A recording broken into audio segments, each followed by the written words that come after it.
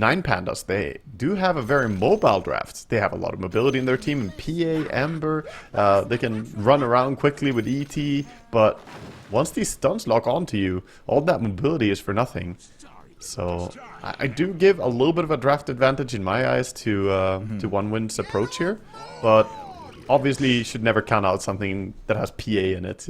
She gets rolling, she can delete people. No, I mean, 9 Pandas have like 4 glass cannon heroes, basically. Just a lot of raw damage, not much survivability. Let's see how they itemize and get away from some of these fights.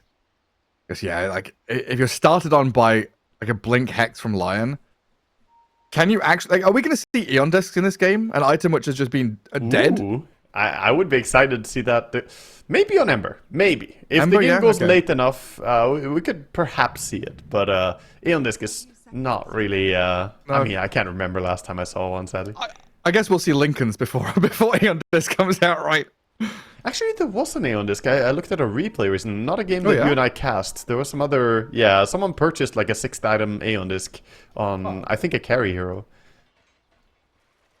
It was some crazy game we had.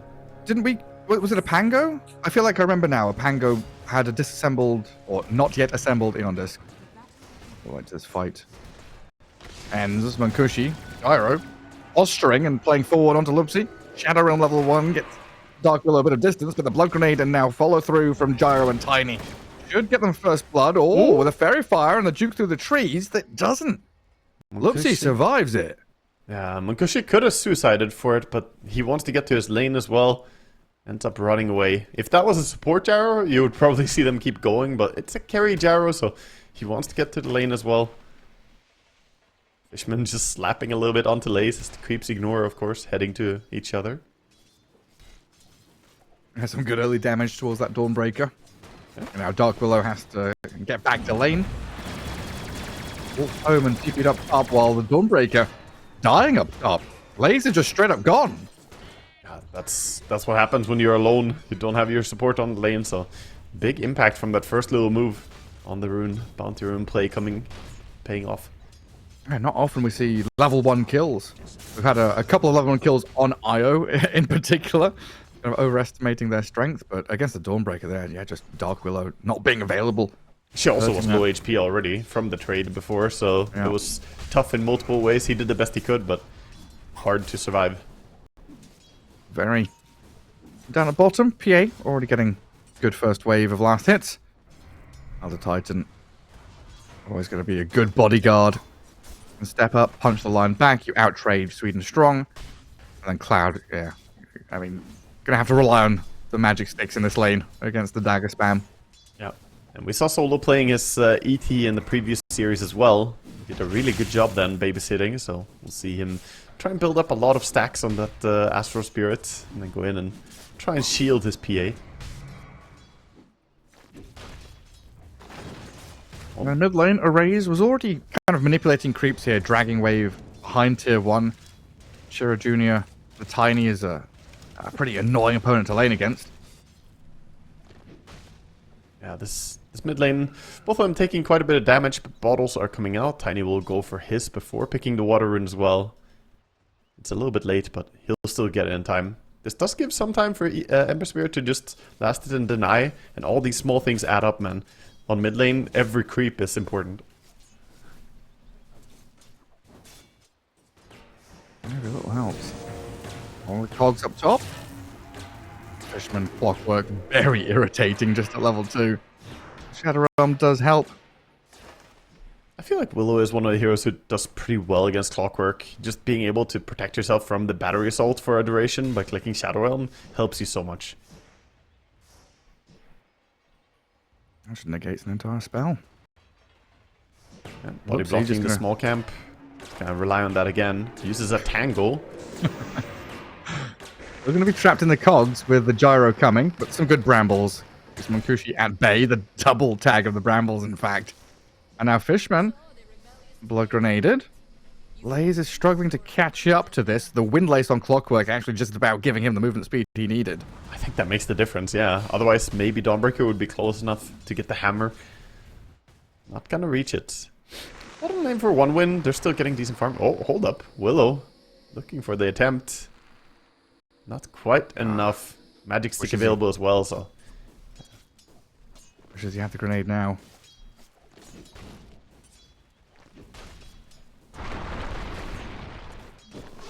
Toss back.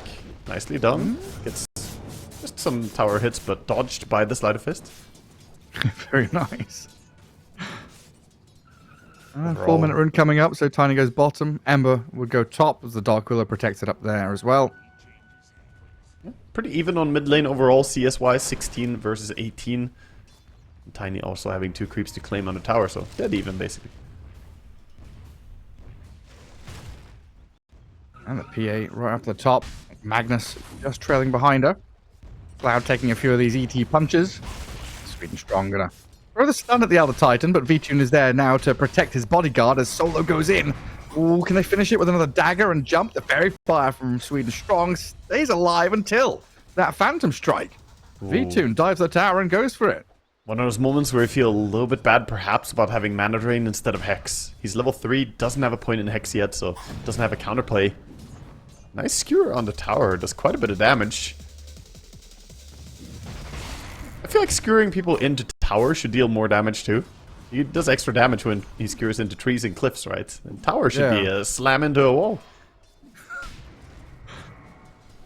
The crystals as well. There's like crystals on the map that also do it.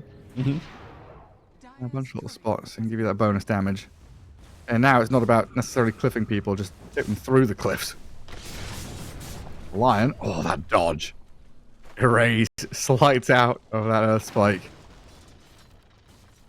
Might have been a kill there. Chira Jr. is level 5, so it does offer a lot of burst damage. And Flame Guard on cooldown. Either way, Array's happy. Now they've seen the Lion mid. And bottom lane very safe. Our top lane, Monkushi, 22 and 12. Tons of denies here. Had a very, very good start to the lane, but it looks like Laze has more than caught up due to the actions of Loopsy.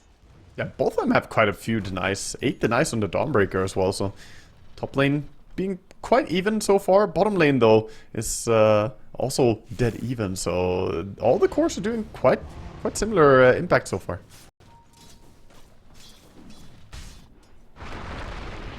See, V-Tune has a cornucopia. Picks up the DD, like avalanches, picks up DD, then tosses and hits.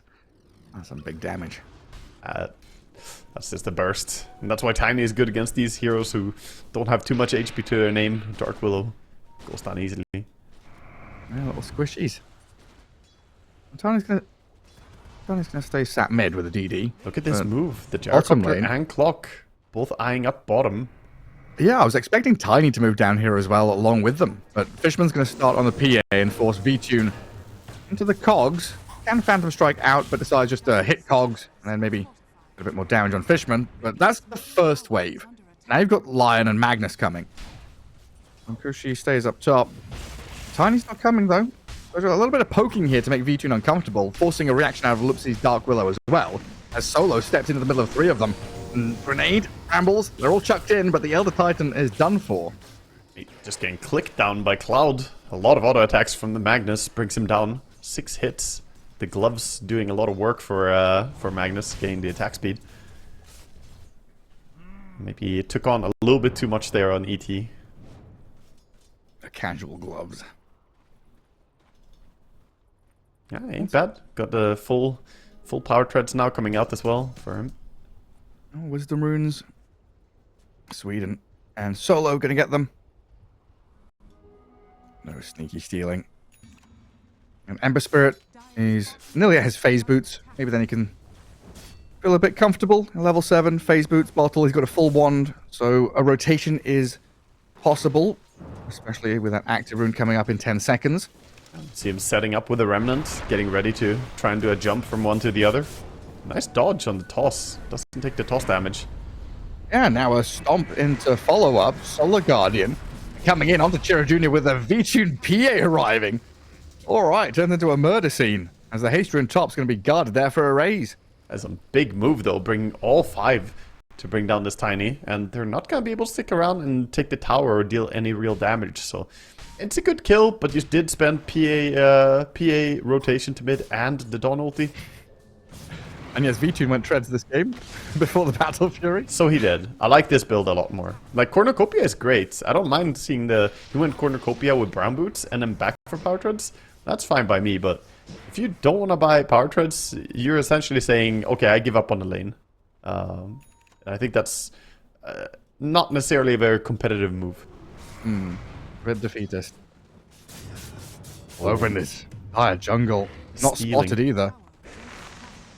Oh, they're stealing a lot of it. The big creeps are still available, but all the small Magnus ones comes are gone. over and he's like, wait, what's up here? I've been brambled. Sleight of fist clears out most of them and then it stacks again. And with the haste, gets away to safety. Gonna bottle up as well. Get a bounty rune. Tiny, still working on his blink dagger. Has that soul ring, so he's just nuking the mid wave. You kill it so quickly every wave. And he's crash landing it. And just walk into the brambles somehow. 9 Pandas with a good couple of minutes here, protecting their PA, getting V-Tune involved and active early on. Using that Solar Guardian all feels nice to put all the pieces together. But now, it's One's turn. Up in the face of Lays, bring the numbers in, get the Gyrocopter, dish some damage out. The Hex with the Stomp. Hang on. Dawnbreaker with a hammer to low ground. No, doesn't get there. Own Missile follows, but the damage is lacking. They haven't finished her off. Stays alive. Now Chira Jr. comes in from the right-hand side, and they do kill Solo. This Sleight of Fist in the Shadow Realm nearly takes down Munkushi. Very low Gyro. Sweden Strong falling. Solar Guardian coming in. Array is going to turn and swing back onto Clockwork to get a double kill for him. Wow, I can't believe Dawnbreaker didn't die there, but the face boots paired up with the armor from the broom handle just didn't take much damage from physical attacks. Sitting at 16 armor, holding on for a long time. I was really expecting her to go down, but somehow they turned that around. Yeah, I was certain that Dawnbreaker was dying. I'm like, I'm not hyping this up. She's she's dead. Yeah, right? No reason to hang on a second. Wait a second. And with a quick TP back to base and then ulting back out again. Really nice stuff from Lace. We always get more and more reasons to say that Dawnbreaker is a good hero, Gareth. Excellent hero. Stacks being made again. Sweden Strong is prepping the ancient cap for the Gyrocopter to come over. Oh, no, what? The creeps de-aggroed because of Fog of War and killed his courier and didn't stack. The That's worst, not nice. the darkest timeline, man. What? That seems really unfair. That was really odd. Bloody neutral creeps. Sometimes they prank you, man. Gonna show off. Got a blink stun initiation onto this Elder Titan, and with a catapult wave, convert that into tower.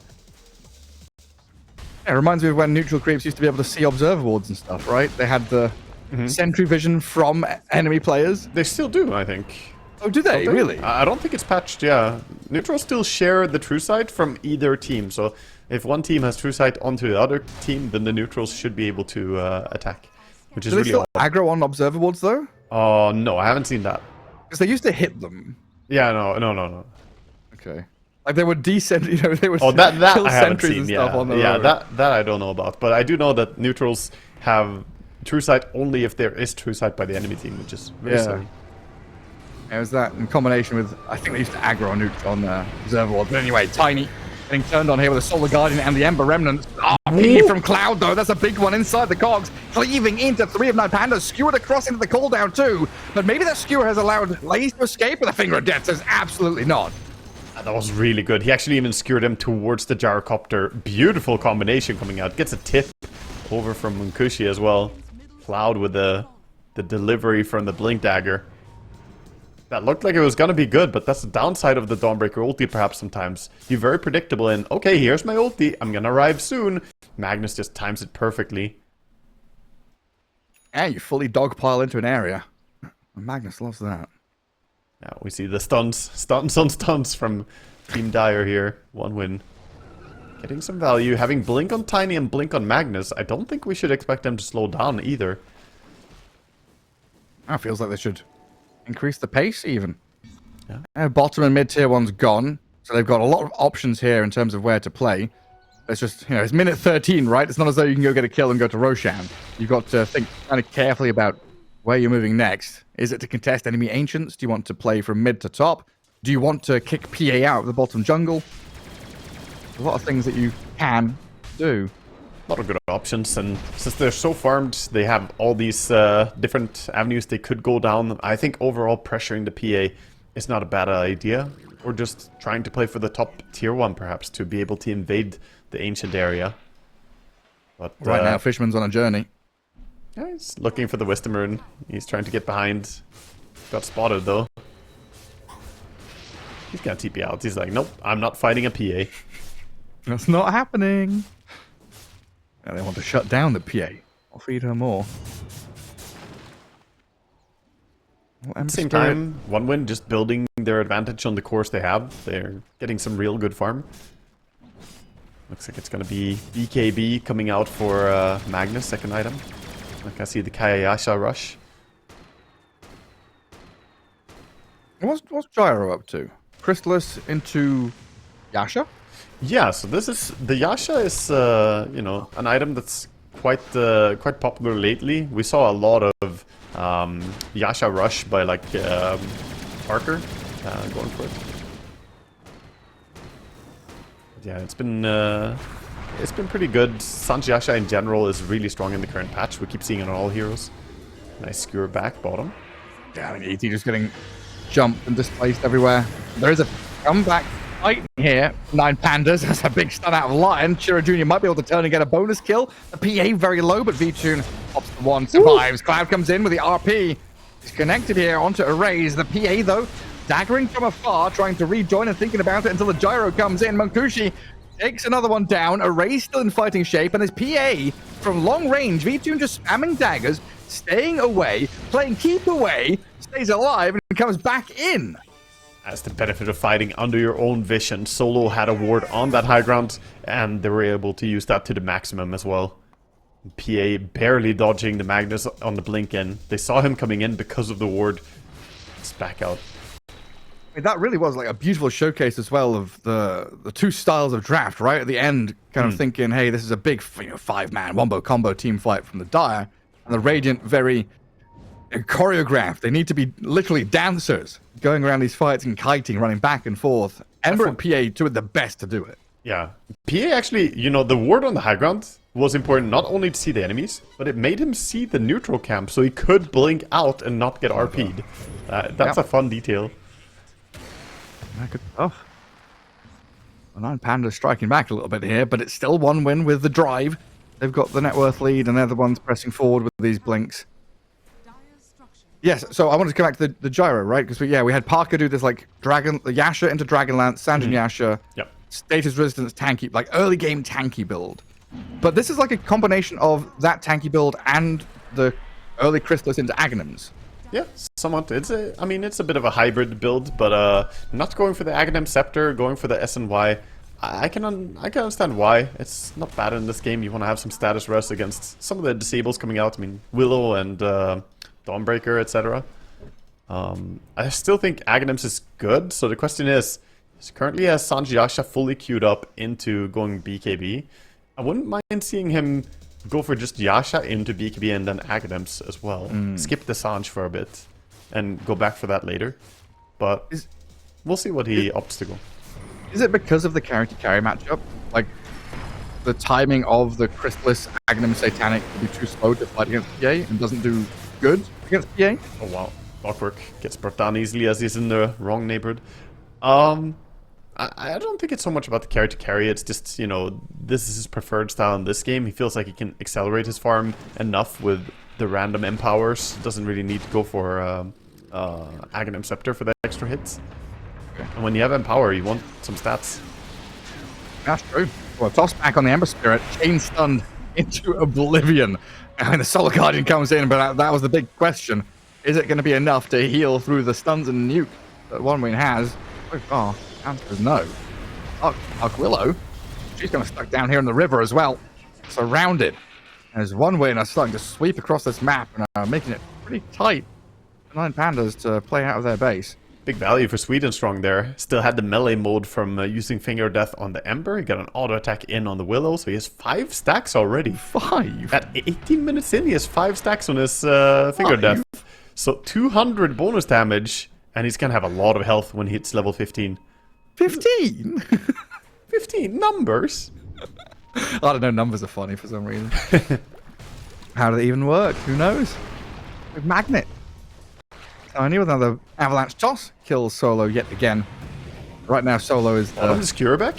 God, you're right. Lay is dragged in towards the gyrocopter. All over the Pops place. The blade mail. It looks like OneWin respecting turnaround potential of 9 Pandas as Cloud's going to RP this Dawnbreaker to bring her down. Pops the BKB and then walks away.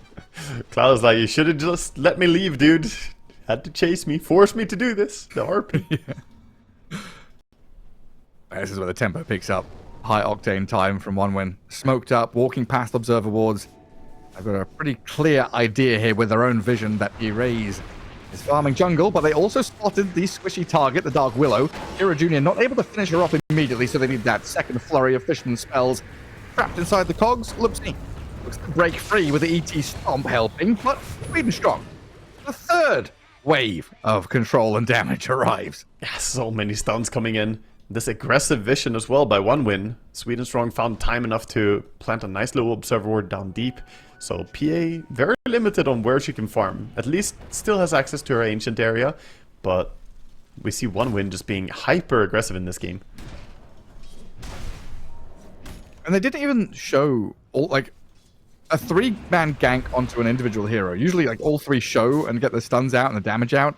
They kind of did it one by one. They didn't show too many heroes and were maybe baiting some kind of response from 9 Pandas, you know, seeing who shows up, waiting with a line until the last moment. Yeah, Lion also had to do a bit of running to get there. He was still over on that ward mission, but indeed, see Vision coming out for Dawnbreaker at the 10-minute mark, so at least right now they know it's kind of safe to farm. Phantom Assassin does have the full BKB completed, and Vampire Fangs as well. She's quite ready to go take a fight. And she's got to be the scariest hero from the past 2 or 3 weeks, honestly. Yeah. Comes out of jungle with Battle Fury BKB, and you're like, oh god. And then, you know, a bit of skill expression. The PA can single-handedly win fights with a bit of jumping back and forth. Yeah, definitely. She's a strong hero, scales very well as well. So happy to keep farming, doesn't necessarily have to go for the rotation. We saw an early Torment to take by Dyer, getting the shard for Clockwork, so he can now fly around, provide a little bit of extra mobility to him. Yeah, spot the PA, run away from her. And the Wisdom Rune and Torment on the other side for 9 Pandas. Ember Spirit tanking up a hell of a lot now. Mage Slayer, Sanjiasha.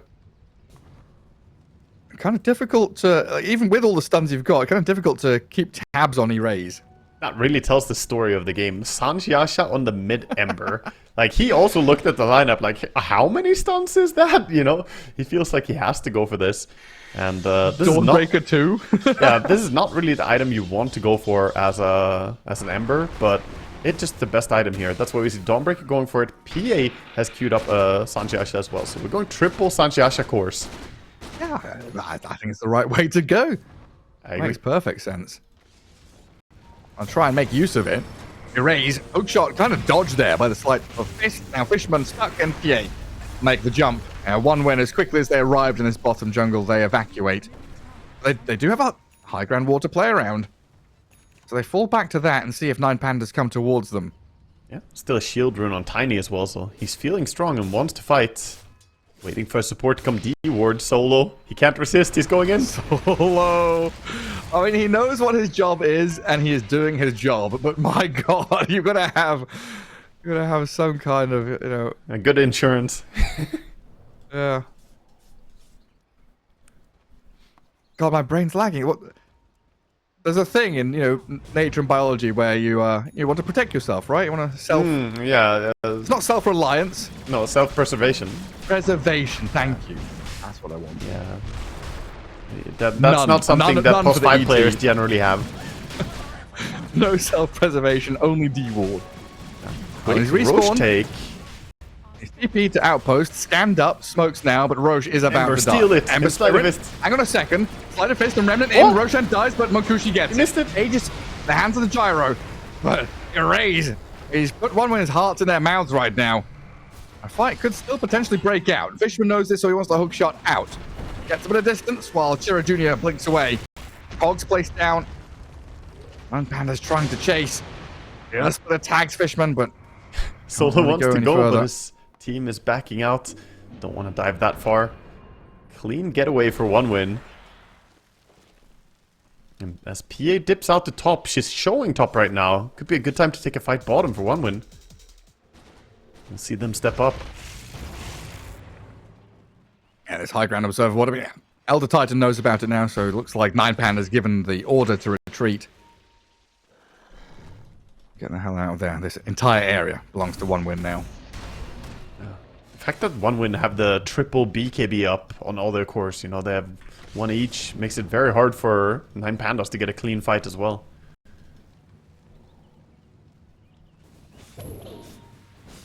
Ultimately, they probably have to go on the Lion, burst him first, get rid of the supports. Oh, they're so tanky. Pupil's Gift, Ghost Scepter, Drums, Fluffy Hat. Clockwork's got a cloak and a solar crest, and Pupil's Gift of his own.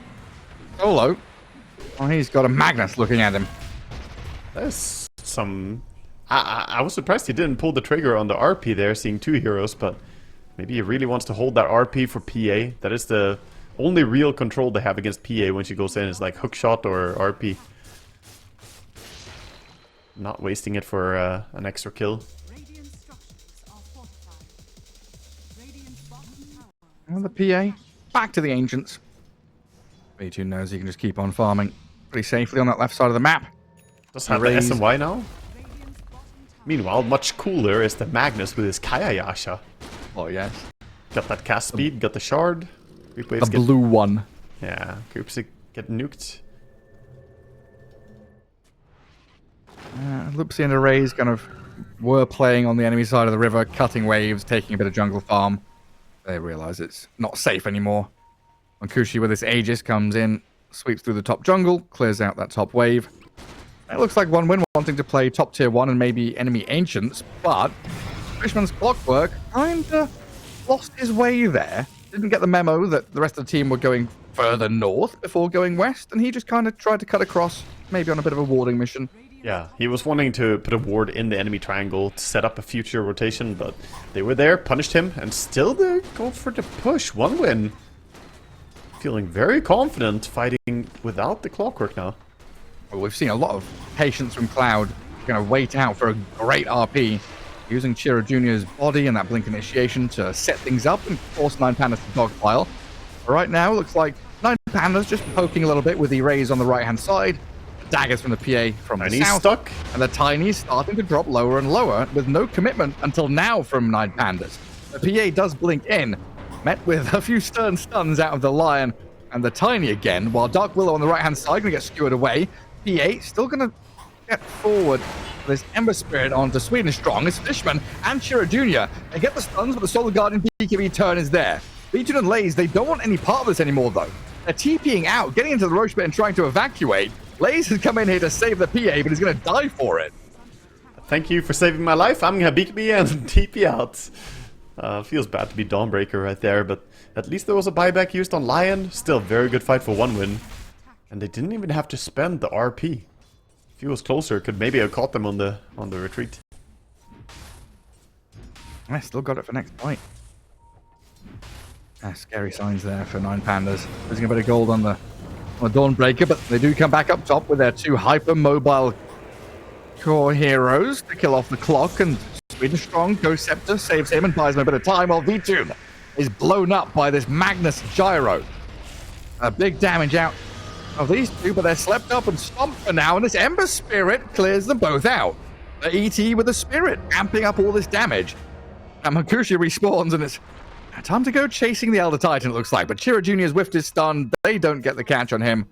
And in the end, 9 Pandas losing their PA, but able to get through the Aegis, rebuff the efforts of 1 win, and not much gained by the Dire from that early Roshan, it feels like.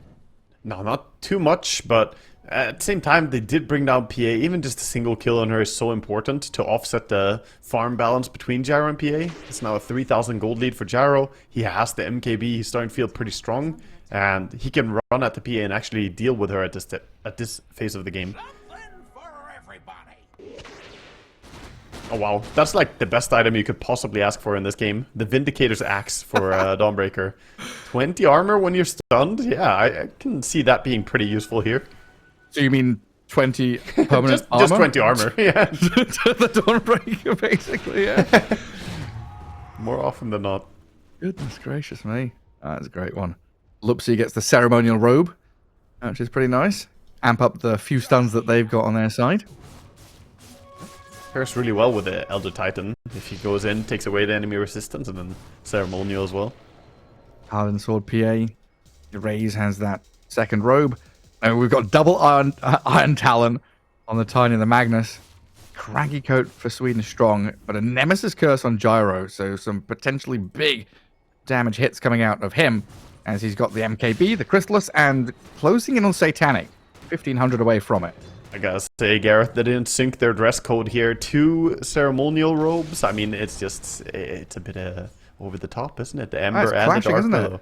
Yeah, don't get value out of that when you're next to each other. No, it's Harry and Ron at the Yuletide Ball all over again. You know, the old... That was my outfit, Gareth. What the hell? the old robes. Well, it could be worse. Could be 3 robes, you know? Yeah, 3 robes, 3 mechs. Just get all multiples of the good stuff. Nice smoking coming out from One Win. Looking to do more even if they don't have Aegis anymore. Always with the aggressive wards as well. I really like the way Sweden Strong and Fishman have been planting their vision. It's always like proactive. Not necessarily defending areas on their side of the river, but looking to take areas away from their opponent. Dawn, making sure they know about the smoke. I didn't see more than 1 hero on the map, so that's a little bit suspicious. Where is everybody? They'll pop out in the smoke now. Right, Erase going to come down bottom. Maybe grab some Lotuses and push out a wave or so. Yeah. Tormentor should be up very soon as well. It's 30 minutes in. We already see One Win sort of gravitating towards it. Might also go for a play bottom. Go for 9 Pandas, just buying time for this PA to get up to the top. Definitely. She's getting close to a nullifier. That's going to be a really good item because there's already the Ghost Scepter on this Lion. Being able to remove that is huge. Even removing stuff like Solar Crest, random Empower and stuff. Yeah. It's a great item to have. So 2 big timings there. Nullifier PA, Gyrocopter with a Satanic. One Win. Still the ones carving out mid and bottom. Kind of pushing 9 Pandas back in towards these Dire Observer wards. You're herding your opponents into the vision that you have, so then you can go and make a jump. Yeah. Dawnbreaker so far, getting close to her BKB as well. Just 200 more gold. 100 more. Time for 9 Pandas to get a gem, maybe? I think so. If they can start choking out... Oh, we do have a gem on One Win already. Just kill them. Take Tiny's gem. Oh, Oh. my God. Oh, dear. That? What? They both died to the Tormentor, Did she and crit the on push the- is coming. Did she One crit Win on the is on your final high hit? How did ground. 2 supports die, Gareth? What? Well, they were both hitting the Tormentor at low HP, and they died. They shouldn't, Gareth. Why would they die? They did. They did, and now they're losing a tier 3 tower. Tiny. He's going to jump the Ember Spirit. They got the chain stuns. Oh, the Guardian. That's not enough. Your Raze is now dead for 80 seconds.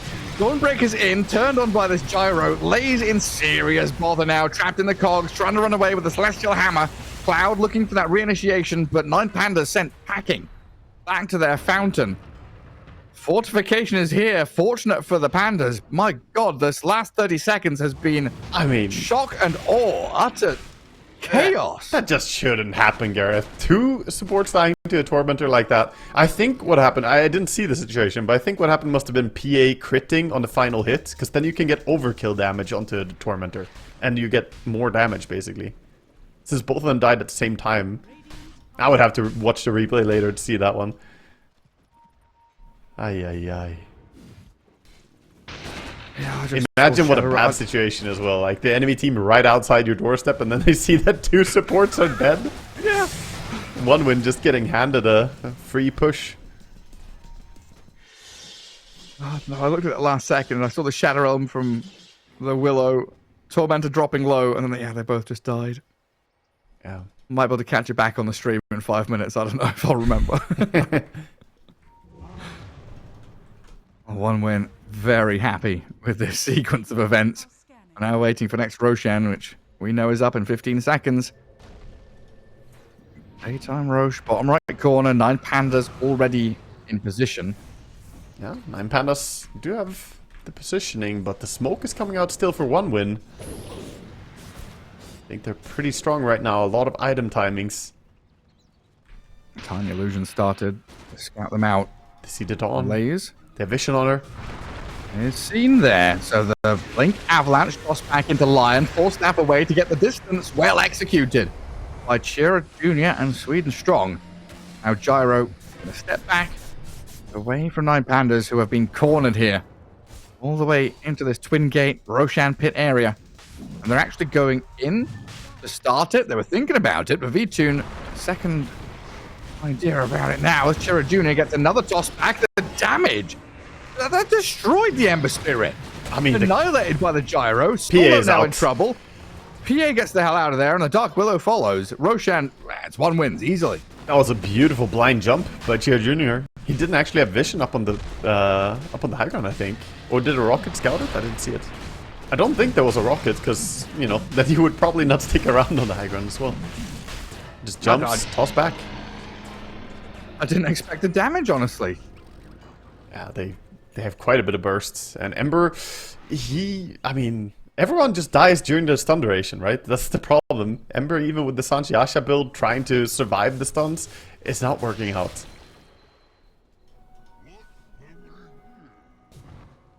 Now dead for 30 seconds still. Push is still coming. And there's no Radiant Glyph either. Yeah, they had to use it previously after the whole Tormentor disaster. RP is ready and so is Refresher on this Magnus. Looks like a pretty strong dire midwave as well coming in. So not just bottom, but midwave approaching Radiant base as well. Roshan's banner on the floor, and Munkushi just found himself on the high ground. Knowing there's no glyph, just hit the tier 3. Now what do we go for? Melee racks? Range racks? Do we reset the glyph? He's looking for the melee racks and then run away. There's a raise. He's starting to get in behind, chipping away at the Magnus and slowing this push down a touch. Terrorized thought about. Yeah, once he holds back.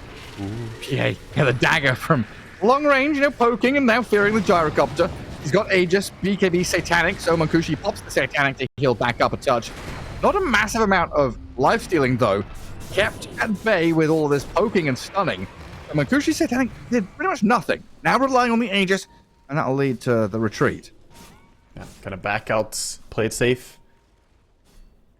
Still did a decent amount of damage, and the banner is still there, keeping the catapults alive. This Melirax dropping lower. They're camping the area, tiny, ready to grab anyone who comes close. It's very scary. Yeah, I mean, how do you stop that? The catapults are just taking your racks, slowly but surely. Why can't I dagger this banner? You know, Tiny's going to come in and finish off the melee racks. Reset the glyph. So mid lane, I mean, you can glyph these barracks, but do you want to hold glyph for like tier 4s or tier 3 or something?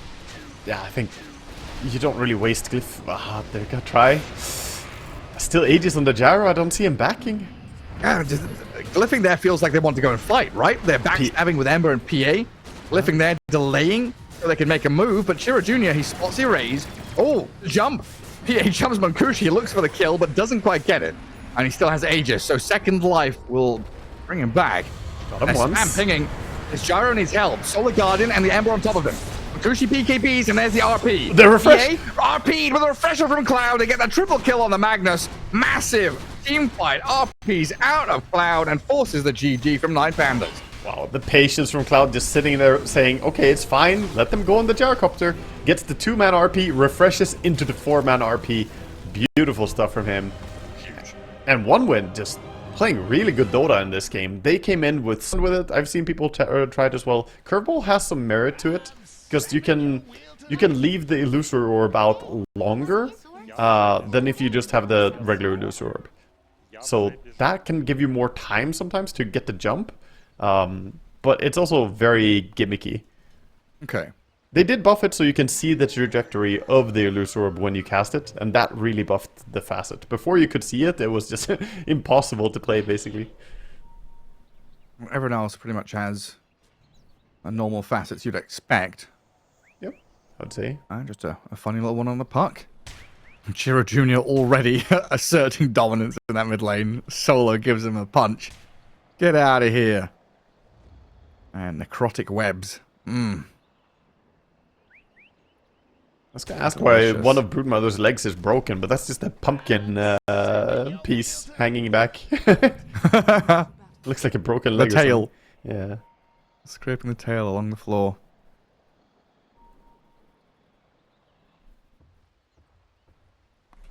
I'm curious to see what happens. Alright, that mid lane. And do we play into mid? Does Broodmother play out of it? Is it going to be Broodmother farming jungle after winning lane? Puck level 6. Always a nice point to play around with that Dream Coil, but we'll see what 9 Pandas can do from it. Right now, Fishman is going to run away from that bottom bounty rune as he's poked at here by Erase, Laze, and Loopsy. It looks like Clockwork might just be dying for first blood here, given to the puck, so that is very important. Yeah, that is huge. The fact that he gets to get some extra stats now. Can send that out immediately. Looks like Cloud and Sweet and Strong going to kill the range creep first. V-Tune and Solo giving back onto this Primal Beast as best they can. He doesn't have Onslaught, and this Lucent Beam from V-Tune with Solo punching him he's just a dead. little bit more, and he's dead. That is a horrible start for them. Definitely a failed attempt at doing the creep cutting, I feel. Going for it and Luna being there, slowing you down. Yeah, like losing half of your trample to a Lucent Beam really sucks. Yeah. That's a great start for 2 lanes now for 9 Pandas. Yeah, now Bat kind of relegated to dragging this wave around. Do some lane pulling, back farming. He's on this puck, 2 and 2. When does this lane get hard for the puck? Is this from level 1, from level 3? I would say it gets pretty difficult around like level 3 and onward, but the fact that you got the extra stats and a bit of help there might be able to stand and, you know, hold his ground a little bit better. Doing a good job so far. Some nifty little denies in there. What quadruple branch null and a fairy fire. Tons of stuff there for Erase. Chiro Jr. not going for a point in Insatiable Hunger immediately, instead going for that mischance. So you can trade. I'm curious. I thought it would have been Insatiable Hunger just to lifesteal back up, but... Yeah, slowly getting his HP back just by last hitting. Oh, pause coming out. And Bat Rider's still doing funky stuff up top. And that death of the Primal Beast really hurt them. And now there's a double wave for the Luna. I don't know, do you pull this into a large camp? Do you just let it hit your tier 1? It's large camp. They're going straight for it. They're gonna go and connect it there and get the farm. Lion might run immediately to Bat Rider, who's over there pulling and doing shenanigans. Or the Undying, sorry. Solo pinged the large camp. V-Tune pinged the tower. So it looks like we're following the V-Tune plan. He'll drag it all the way across. Yeah. He's gonna pull it through. So he's gonna park it between the tier 1 and tier 2. They can deny the next wave. Much nicer. Because now the Bat and the Primal, they're both being entertained by a wave and the Undying. So Luna has freedom to do whatever she wants. Yeah, Undying strong enough as well to not really risk dying here. He can farm this creep wave and bother the Primal a bit. The Array's using the Illusory Orb to clip onto the creep wave and then jaunt closer to the water runes. And doesn't even go for the rune either. Oh, Makushi dead down at bottom. Loopsy with Laze here. The stun hex. Underestimating the chain stun combo coming out. Didn't even need the silence from Night Stalker, just Lion. Loopsy has been on fire, man. He's been looking so good. I mean, Loopsy has been a shining star on his team, but it's kind of surprising how well Solo is able to kind of grab a ragtag group of Eastern European players and pull them together into almost land shape. Yeah. They look very good in these last qualifiers. As Loopsy, we praise him, gets a kill on the Morphling, of course. Well, A fickle beast, Dota 2 is. we talked about Morphling, you know. He died once. We said it last time. He gets one of those. Last time, it was one of those as well. Munkushi died once in the early game, then never again. We'll see if he has the same story. I wasn't sure if it's one per game or series or day. Or tournament. One per tournament, yeah, you're right. That's probably the way they look at it. And Shiro Jr. misses out on his flag bearer creep mid. A 1-2-1 build for him now, but so far so good for the puck. Pretty much even in last hits. As good as you could expect in a situation. Yeah, Puck has been doing amazing. I think it's always so nice when you get the, you know, the buff that he had there, getting the first blood before the creep, before the lane start. Extra bit of gold really can't be understated how helpful. I mean, a lesser player would have, rushed bottle or something, but he's like, nah, stats. Yeah. Get the null, get the branches. It's so important, especially for Puck, since every time you phase shift and dodge the range creep attack, you get more healing the more stats you have, so you really want to increase your stats. Oh, the protection from Fisherman's enough. Monkushi was kind of caught there, stunned in silence with no shift. Batrider's now arrived, though, as Fishman turns onto this Lupsi Lion and lays in trouble.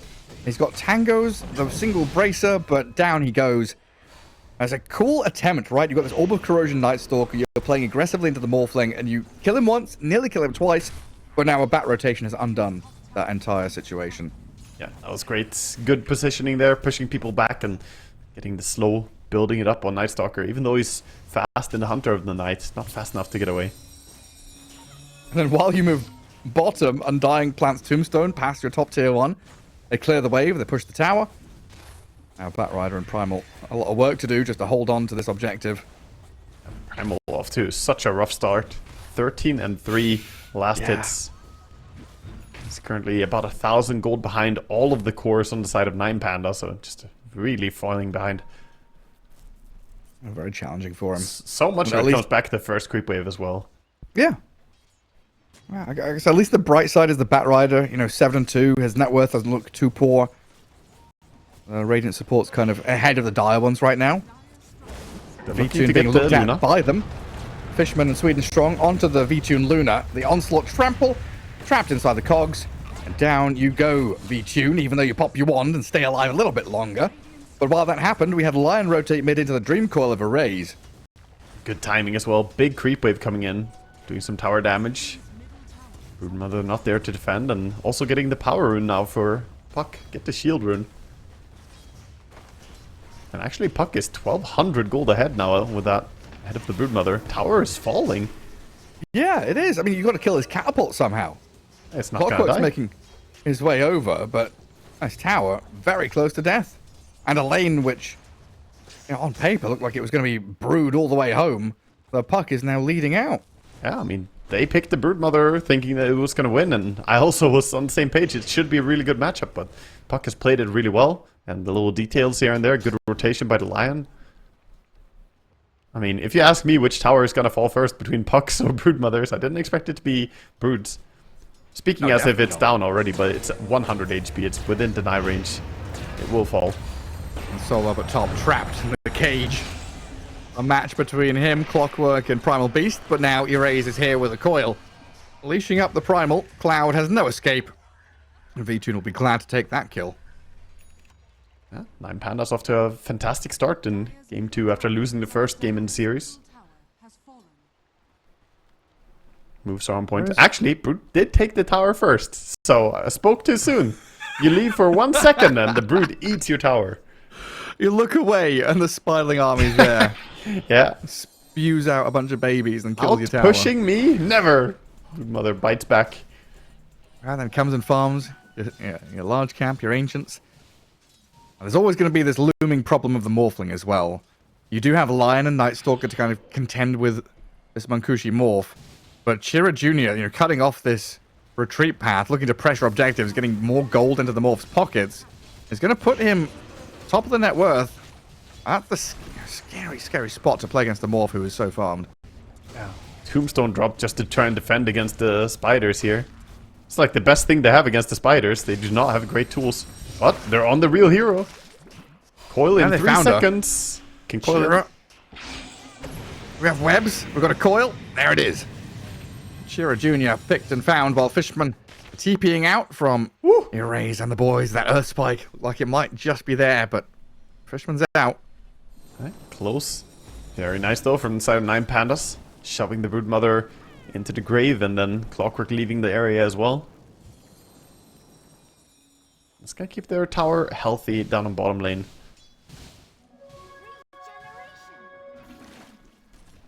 And meanwhile all this is happening, the Luna is having the time of her life just free farming.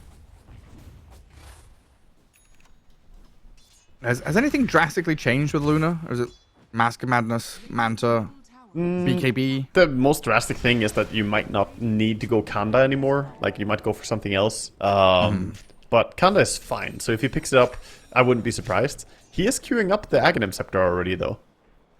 Thanks to this big quick buy on VTune, we can see he's wanting to go Manta into Aghanim Scepter, which I really like. The Aghanim Scepter was buffed with the talent changes. Since the Eclipse is now more CDR, 40-second CDR is quite strong. So expecting him to go for that. I'll just bring the orbital nukes into play. That's pretty good against Morphling. Pretty good against these initiation blink heroes as well. And you put it into the fog or you catch a glimpse of them. Yeah, just have to be careful about the spiders. Broodmother could tank the entire Aghanim's nuke if she just puts her army there. But in the middle of a team fight, those spiders usually die to some random auto attack anyway. Like, it's interesting slotting that item in. You know, I would have expected that Mask of Madness, Yasha, Manta, BKB, and then the kind of Daedalus Skadi that we used to see if we're not going Kanda. But yeah, Aghanim's is cool. We'll see what it's going to be. I think it's just hybrid builds. Like, Aghanim's doesn't mean that he's going to be a full spellcaster or anything. It's just Manta into Ags, and that's it. Already have the value from it. But he will take the talents to buff up the Aghanim Scepter. The question is level 10. Does he still go for the Moonglaves reduction? Or does he go for the Lucent Beam mini-stun? Mini-stun isn't too bad here. Stunning Morphling a little bit more. I don't know, it's V-Tune. You go farm. Yeah. Hit the creeps. That's true. Oh, Morphling still sitting down near that bottom lane. He's fallen away from the tower, though, and actually full-time jungling now, leaving Fishman's Clockwork to be gone on by the coil and the crippling fear. Looks like the tower is probably going to fall. Lion going in and tanking it, making sure the catapult stays alive. When it comes to push. Yeah, 5 heroes down here. V-Tune joining in. Tower dead. 9 Pandas are just way more ready early on to take team fights, whereas the team with the Broodmother and the Morphling and the shutdown Primal Beast, they need time to kind of build some items. Doesn't stop the Brood from eyeing up that top tower, though. No, she's just filling up the space, right? 9 Pandas vacating an area of the map. Broodmother goes and fills that spot. Takes top jungle, takes top tower. The 9 Pandas bring a couple of heroes up here. Fishman jumps onto solo. Lion launches the stun with a puck waiting rift jump in. The finger of death, the Clockwork down, and drop the tombstone to force the rest of one win away. Blaze getting turned on with a trample, but Cloud has got to be careful to not bite off more than he can chew, but it looks like that's already too late. Loopsy going in with that auto attack as well, making sure to get 2 finger death charges for his first ulti usage. Nice. Really good fight for them. And that's why we expect, you know, 9 Pandas, again, stronger at team fighting at this stage of the game. 1 win. Soon have Orchid on Broodmother, though. That's going to be one good timing for them. Then Puck has to be a bit cautious not to get caught out. We already see him queuing up a Yule Scepter, so the plan to deal with the Orchid is there. Alright, Primal, we need to get you back into the game. Ancient stacks are here. Looks like Cloud is going to try and clear this all with Sweden Strong for a bit of golden experience. Get some help. Desperately needed. And his BKB rush couldn't come sooner for him. Actually, like, I don't know, 6, 7, 8 creeps go to the Batrider, so that's more... That's experience for the Primal Beast, but almost a full blink. The coil and the chain stuns come. Shira Jr., the hero that was picked to deal with the puck, is getting pucked. Yeah, he went very aggressively in there, trying to play under an area that is warded up by the Dire. You have to be careful when you play Brood. Make sure that you play under cliffs that you have vision control on.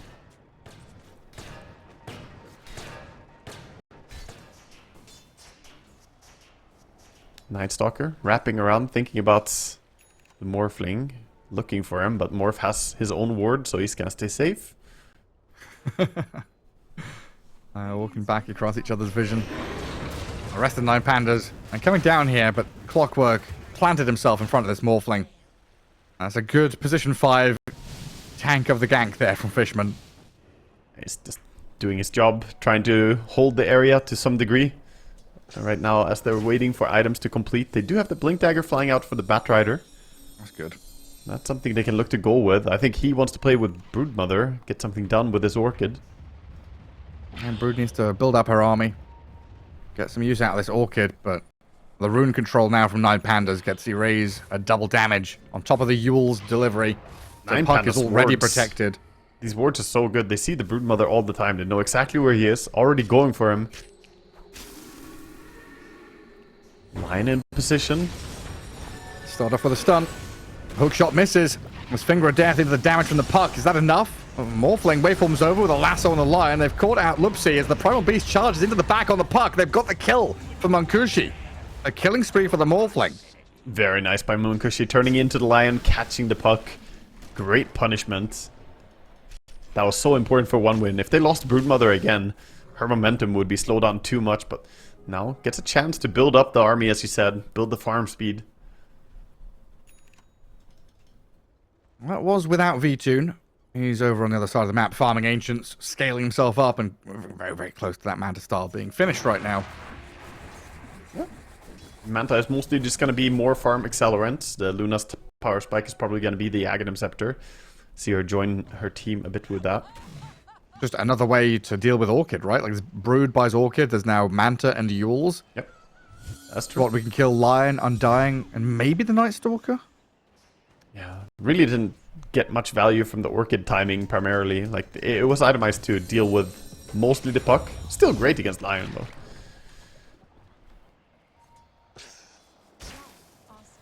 Smoke coming out. Playing towards their Luna. Luna doing a good job baiting. Batrider doesn't have lasso yet, so not sure they're gonna go on her. It's the Brood again, isn't it? That's the target they want. How do you wriggle out of this? The Coil, a Dark Ascension, and all the stuns in the world are coming on top of this Brood. There is no escape. Yeah, that was a nice wraparound. They were off the map for a long time, so Brood playing a bit risky, shoving that mid lane. But at least that gives time and space. BKB completed on the Primal Beast now. He's feeling a bit ready. They really need to start getting some value out of the Primal Beast pick. It's got level 12, got the BKB. No time like right now. Yeah, I mean, all he really wants to do is go in on a target, right? Give a bit of vision for the Bat to find the correct Bat is lasso grabbing play. puck. And the puck who just walks down this bottom lane is going to get lassoed, hook-shotted, onslaughted, killed off. Tombstone dropped, but it's going to get focused down by Fishman and Cloud. Inside the cogs, so the Eclipse will come. V-Tune turns with a Finger of Death help, and they've blown them up. Munkushi's gone. A triple kill for the Luna. And Oh straight, my God. straight towards Roche, even. Not gonna go for it, gonna push instead. What an amazing stun coming in. Again, Lupsi on point. Good positioning. Good punishment. Looked like it was gonna be a good fight for one win there for a while, but stacking up that much, they just absolutely blown apart by some of the AoE. The glaives, the Luna ulti. That tip from V-Tune makes me think it was a bait from Erase. I'm going to run down bottom. They're going to lasso me. I sure did. I mean, fantastic reaction either way from his team. That puts V-Tune right at the top of the net worth there. Closing in on 12k now. That's a great... As if he wasn't happy already. He gets the Grove Bow as well. The perfect drop. Even more magic damage now. Perfect. Yeah, I mean, you were saying we've not really seen the value from a lot of things on one win, right? We haven't seen the Primal Beast, the Orchid Brood, Brood in general against the puck. And now it's left to Batrider and Morphling to kind of pick up the pieces here. Yeah, they have a lot of work to do. I see a Batrider with smoke looking for a deep ward. Night Stalker already evacuating the area though. Oh, just spot him. Could grab him to his team. And he will do so. I like the fact that Munkushi is up here. You know, the pressure is definitely on this Morphling to get involved and play actively, get kills like this with the rest of the team, but there is a reaction from 9 Pandas. They bring Solo up here with Loopsy to turn on the clockwork. Tombstone zones the rest of 1 win away. And Puck with an orb, just going to scout forward. This time not sticking around to try and kill the Tombstone. Don't want to have a repeat of what happened last time. As the Broodmother is trying to take over the bottom part of the map. The Luna almost has the entire Aghanim Scepter now. It's 200 gold. Ulti is ready, and he has the 15 talent as well for the CDR. 70 seconds sounds like such a short cooldown for the ulti. Yeah. Interesting to see what you can do with it. 1 win eventually going to have this, I guess, triple BKB timing, but I'm really looking at the Broodmother and the Morphling. Yeah, as BKB buys, but it's not synchronized at all. Like, quite often we see, a double or triple BKB timing hit at, like, minute 20 or minute 25. This was a BKB rush from Primal, then a BKB after Orchid from Brood, then a BKB a bit later from Morphling. I think in this game, the Primal Beast decided to go BKB first, just because he's having such a bad game. Like, if it was a better game, he might go Blade Mail, like, build something more normal, but he was worried he would just not get his BKB in time if he didn't go for it immediately.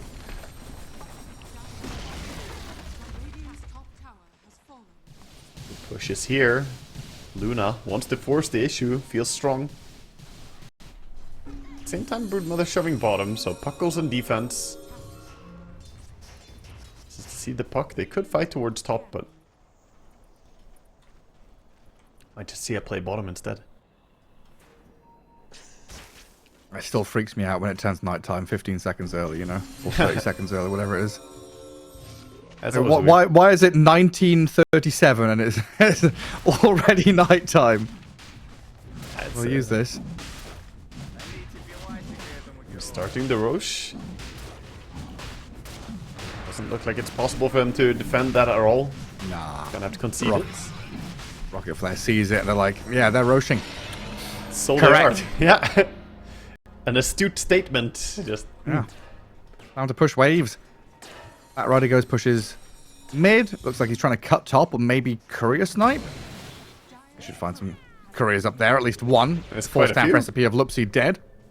He's cutting next wave. Lion on his tail. Yeah, Loopsy's coming. This looks like 9 Pandas should be able to, go contest Tormentor, push top tier 2. That's what they're aiming Luna for. wants to nuke the clockwork. Oh yeah, the coil into the dear eclipse. The commitment. The And poor then the clock. steal on the Tormentor.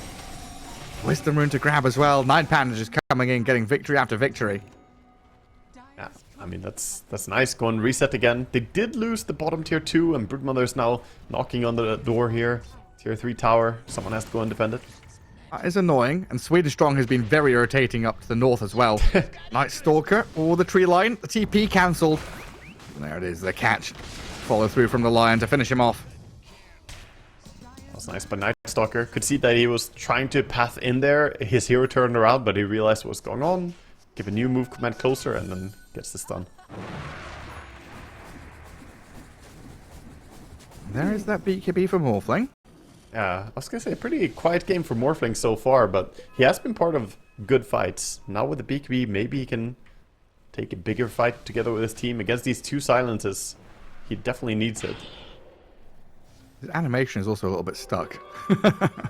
Oh, the Morph, yeah, he's frozen. Yeah. Oh dear. He'll be fine, don't worry. He's role-playing as Lion, huh? He turned into Lion and now he's got the Lion stance. Oh, he started waving again. There we go. He's back to normal. Walking around ready to finger. Pushes mounting for bottom. 3 minutes on this Aegis. Broodmother reacting very well though. Already up in the top area. Has relocated. Puck is gonna react to it. To become quite an irritant on this map. He's got this nice ward placed down, so Chira Jr. can play here with the bat. Look for kills on the enemy side of the map. But if 9 Pandas are going to push the issue down here, you're going to have to react. There's still Aegis Luna. And 9 Pandas are actually the ones to fall back a bit. Ah. Surprised they didn't just slam into that tower with the Aegis on Luna, but he is prioritizing building items right now. He's farming. Yeah, I mean, I guess the fact that Erase doesn't have TP came up top to defend means they're going to be down a hero. Yeah, he's got BKB now on Luna as well, so he was just waiting for that to arrive. And smoke into smoke. Ships in the dark. No, they're going to meet head on. The Twin Gate, the Blink Hex. Oh, the Blink of Bat into the Hex of Lion. I should be more clear. Immediate snap into action. The Eclipse kind of wasted, I want to say, but still a good reaction and kill to bring the Bat Rider down, while up at top they're also hunting the Broodmother with a good coil from Erase. They found the latch. Shiro Jr. pretty tanky though and still has BKB TP. So even if Night Stalker gets a grab on here, it's going to be a forcing of the BKB from Shiro Jr. For now, the ward gonna help him a little bit on NS. Doesn't even need to. Not gonna catch. So Brood scurries away. A lot of resources were used to get that one kill on Batrider. But of course the Luna ulti, 30 seconds, is coming off cooldown again.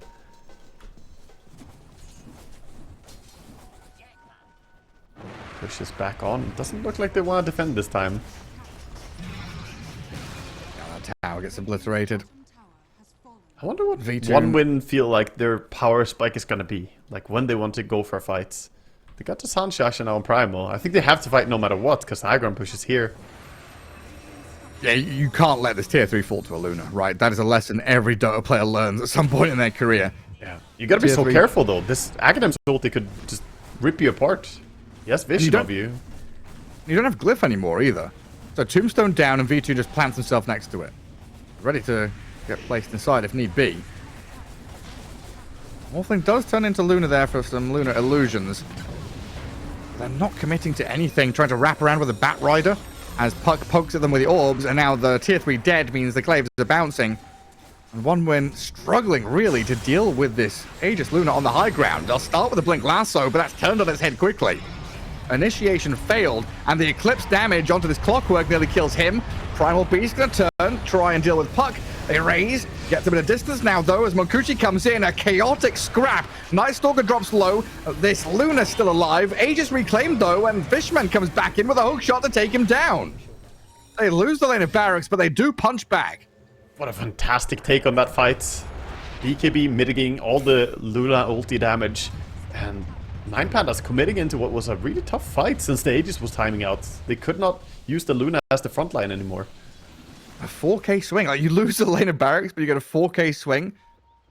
1300 for the Primal Beast. I mean, it's the best moment of his life. Yeah, Batrider buyback was also really nice there, coming back into the fray. I think after they got the kill on Batrider, they got a little bit complacent with positioning, showing too many heroes. They could just have left Luna to high ground push.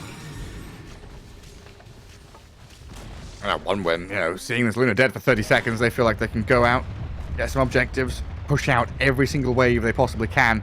And a big circle drawn by Monkushi saying, hey, top jungle, that should be ours. Yeah, his new area to enjoy. Got a Crystallis over on the Morphling already. So, why here and not Ancients? For the Morphling? Yeah. In this area? Like the choice, like they had a choice of go and push bottom and mid, taking control of enemy Ancients, or they have this top jungle to back farm through. I think they're a little bit respecting the respawns coming up. I don't think they actually want to take the fights now that the respawns are coming out from 9 Pandas. So you can see them farming back very defensively. And I think it's correct. 9 Pandas is still very strong with the respawn. Batrider gonna get caught. Yeah, quick coil. Full staff. Gets a bit of a gap from the Puck, but that chase is too strong. No So like positioning yourself in enemy Ancients is too much posturing. You're not strong enough. You don't know if there's any wards there, I guess, as well, which we can see.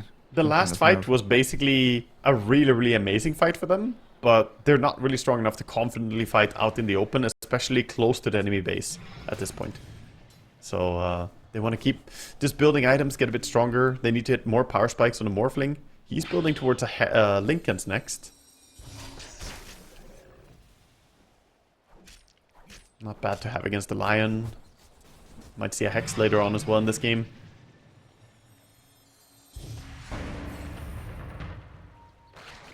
Morphling illusions. At the same time, 9 Pandas here. Despite the fact that they lost the fight previously, they're not feeling scared. They know Batrider cannot be up yet. They take the tier 2 tower at least. Might even go for more. Rosh could spawn in 20 seconds though, so more likely gonna play towards Rush control. When your ranged Rax is dying up top, Shira Jr. gets the tier 3 kill. Ranged Rax to, what, a third of its health? A quarter, maybe? Dropping low. Cheeky little play from the Brood. The rat. She did TP out though, so at least she has conceded the top area now. There's a short time where Roche is gonna stay bottom. Controlling the bottom part of the map right now is important, even though it would move.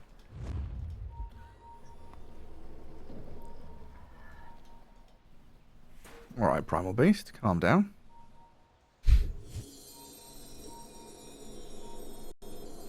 Erase and Lays, they're going to sit down here with Lupsy. Smoked up across the gate. Radiant vision there. Both teams smoking to each other. There is a nice little dire ward on the cliff. If the fight erupts here, it could be useful for them. On Cloud, smoke breaks. Erase finds the jump on clock to start, and this Eclipse blows up the Primal Beast. Shira Jr. walks back in. I mean, you're not immune to magic damage, Shira Jr., and this physical damage also stacks up. Trying to lifesteal back, but dead on our screens. V-Tune gets a double kill, and the Morphling about to follow into the grave. Monkushi turning into strength, but a waveform in a second, is that enough? No, it's not. Wow. Immediately getting the payoff of that ward, just rushing in, taking the fight in a really convincing manner as well. And, well, Broodmother stood her ground the best she can. She cannot trade against the Luna. Daedalus just slaying into her. I don't know how much damage the Broodmother took there, but it was a lot. A lot of damage. And Luna did 9k in that one, and they're on tier 4s. I mean, Fishman, he calls it. They cliff and they call GG. I mean, there's no way. Can't really hold it here. The Luna can easily end the game. Click it. Patrick, click. No, death summary. Click death. I looked at it. She took 23 auto attacks from the Luna. The Broodmother took about 3,700 damage just from the Luna alone, and then also took like Frost Assassin style. That was pretty cool. Yeah, I was watching some game the other day. I think it was just one of the top ranked pub games. Was a Lich chasing PA the entire game, just getting so many solo kills on him before BKB basically winning the game. I think Amar was in the game and he said, "Rank 1000, Lich too strong. What can you do?" Oh, what can you do? Just get chased around over and over again. The rotting myths Undying returns. Undying protecting a life stealer. Both of them wanting to munch on some souls and build up some zombies. Yeah, definitely. The spooky, scary lane. Both teams have a bit of undead. Get the Lich. I guess Visage counts. Is it undead? It's a gargoyle. Yeah. Not alive, at least. An early ward down bottom as well from 9 Pandas. A sentry blocking small camp too. It's a good setup from them already. While the mid wards face off against each other. One win smoke. A late one here, moving down to the bottom bounties. Yeah, they saw the Invoker. I'm not gonna go on him though. He's in a pretty safe position. Or are they gonna try? Maybe expecting him to come down for this rune. He might just go on block instead though. Oh. Invoker's heading down, but Lich has left the area. Oh, we're going for it. I mean, Fishman, he tries, but gets stunned and caught. Looks like the Invoker's able to slip away, but Fishman saved by the Monkey King. Not for long, the Blood Grenade rains down on him. And during this nighttime, Lay's very speedy on the Night Stalker to get out of danger, while Solo is left here to his own devices. Space Try time. and run and buy some time. Just don't die to this soul assumption from Cloud if you can. Sometimes it's a lot of time. Got the decay their again. lanes and their waves. And this is 2 cores that are chasing him down, and Solo's not dead yet. This feels awful. He's still my not God. dying. Come on. I mean, you're out of mana on Visage. You can't even TP to the lane. You gotta run Fountain first. Meanwhile, Lifesteal is just like, yep, I'll take that deny. I take that last hit. Yeah, it's like, cool, you've got Visage Death Toll, right? So you get this bit of bonus gold, but... Yeah, not much. Not worth it. It's also a Solo bonus returns gold the lane. per charge per kill. I think he only had 1 charge when he last hit him with that Soul Assumption. So that was bonus 30 gold for that kill. Pathetic. Yeah. A tiny, tiny amount. And Solo getting disposed back into a bit more damage, though. That's what we're talking about from Cloud. Now, Visage Marcy was a strong lane back when we had, like, the old sidekick before Facets, I want to say. Is it still the same kind of deal here with the Familiars being very strong alongside the Marcy? It's more so that they're strong until the level 6. After level 6, it's more like Visage function on his own. But in the lane, it's a nice combo. You have the bodyguard. He's gonna protect his Visage the best he can. Mid lane, we already see what we expected. The Invoker struggling to last it against Sniper. 9 and 5, doing a great job so far. Laning stage is always the best part of Sniper's game, though, it feels. Oh yeah. Yeah, it gets harder. Laning stage until your enemy gets blink, and then life gets a bit more challenging. But you will have ways to play around. Wukong's command, good zoning tool. Lich can save with a little sinister gaze, and then you're going to have concussive grenade and force staff, hurricane pike, things like that on the Sniper potentially. Yeah. Lich going for small camp pull while the monkey sticks around, securing last hits as best he can. Unfortunately, again, it's just the Kobold family down bottom, so it doesn't really do too much, that pull. Top lane, though, toss back in on the Undying. Yeah, these Soul Assumptions, pretty big damage, but this Tombstone focused and killed by Cloud as they turn back onto Solo. Nice Undying having a difficult time now, bullying them back. But he has kept V2 in laning shape. Still up there, 9 last hits for him. But not a comfortable lane for 9 Pandas. They're having to fight and battle for every last hit, every inch of space. And Sweet and Strong with Cloud there going to punish the Undying. And even look at V-Tune as his lifestealer drops very low. Oof. V-Tune back behind the trees does survive. It's not easy at all. He lives, but so little HP. Immediately see the Visage buying Mangles and Clarities, wants to get more mana. Lotus coming in as well. Grabbed by Marcy.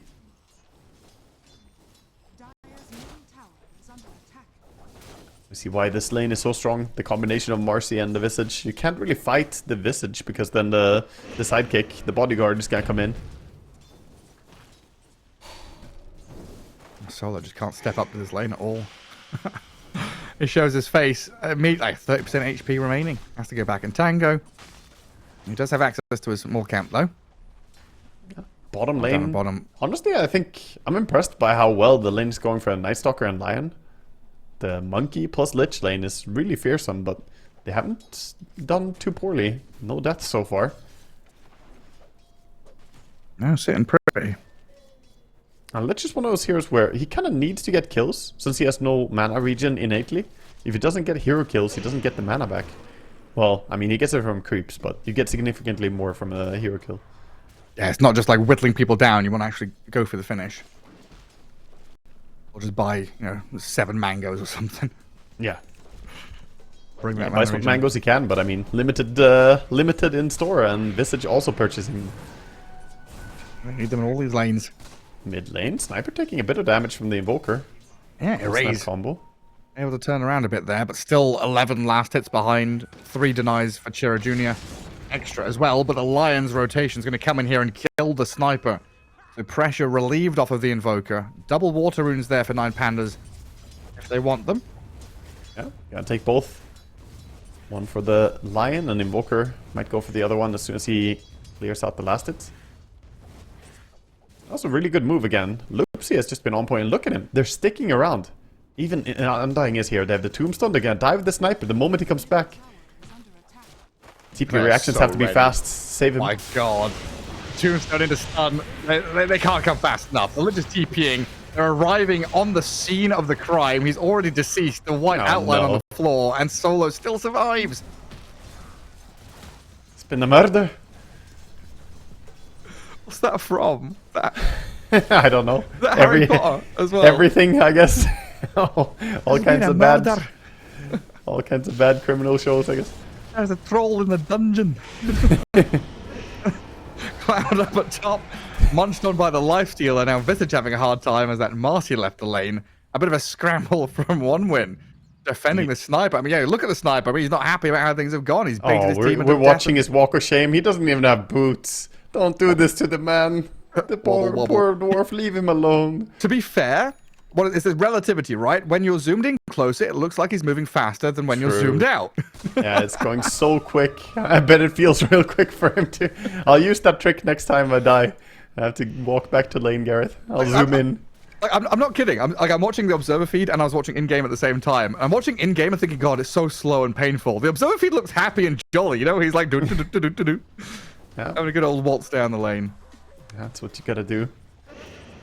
Fantastic rotations though from 9 Pandas. Getting the kill mid, getting the second kill mid, and then rotating top gain kill there too. Lion and Undying, keeping them guessing right now. Lion staying off map for quite a while. Yeah, and like a 2k lead might not look like a lot, but 7 minutes in, it's going to feel pretty big for these players. And I want to say especially Lifestealer, who needs that early burst of cash to get to Relic. Yeah, I mean, huge for Lifestealer, but also mid lane. Sniper is supposed to win lane. If you lose lane as a sniper, that is not a good start. And it's not to his own fault, it's just the rotations. He had to be ready for the Lion, but he wasn't. And now Lupsi with Erase this time, moving up top. They've dealt with a sniper, contended with him. Sweden Strong going to break the smoke, but the immediate Tornado EMP. Lifestealer marches on forward to take down the Marcy, while Solo drops the golden tombstone on the floor. They're just going. Chasing straight onto Cloud, past this tier 1 tower. They don't care. The zombies are tanking up the tower hits, so the rest of the heroes can just hit the Visage, get a double kill on the Lifestealer, and now transfer this into a tier 1 take. 3-minute 10 is pretty wild. Huh? I mean, they're not really taking tower though. They're not sticking around, so they're backing out, respecting that Visage on respawn will have a lot of mana, will be able to nuke, but still good damage being dealt, and 2,100 gold on the Lifestealer, well on his way towards that Relic. Spectacular start for him. And now around the top rune spot, Marcy and Sniper trying to get in there for the 8-minute rune. Erase grabs the invis, turns with the EMP, the dispose onto Erase though. Tornado saves him, buys him some time for the Ghost Walk in 4 seconds, pops the one, but the Soul Assumption takes him out. Now Lupsi, turned on by this Sniper and Visage, Shira Jr. finally. A smile on his face as he picks up a double kill. That is fantastic coming out from Visage. Cloud not just autopiloting, going back to his top lane, but joining mid, using this Visage to do a lot of damage, and finally they get some good kills going. The first, like, good rotations for 1 win. And yeah, the Sniper skyrocketing to second in the net worth off the back of that little fight.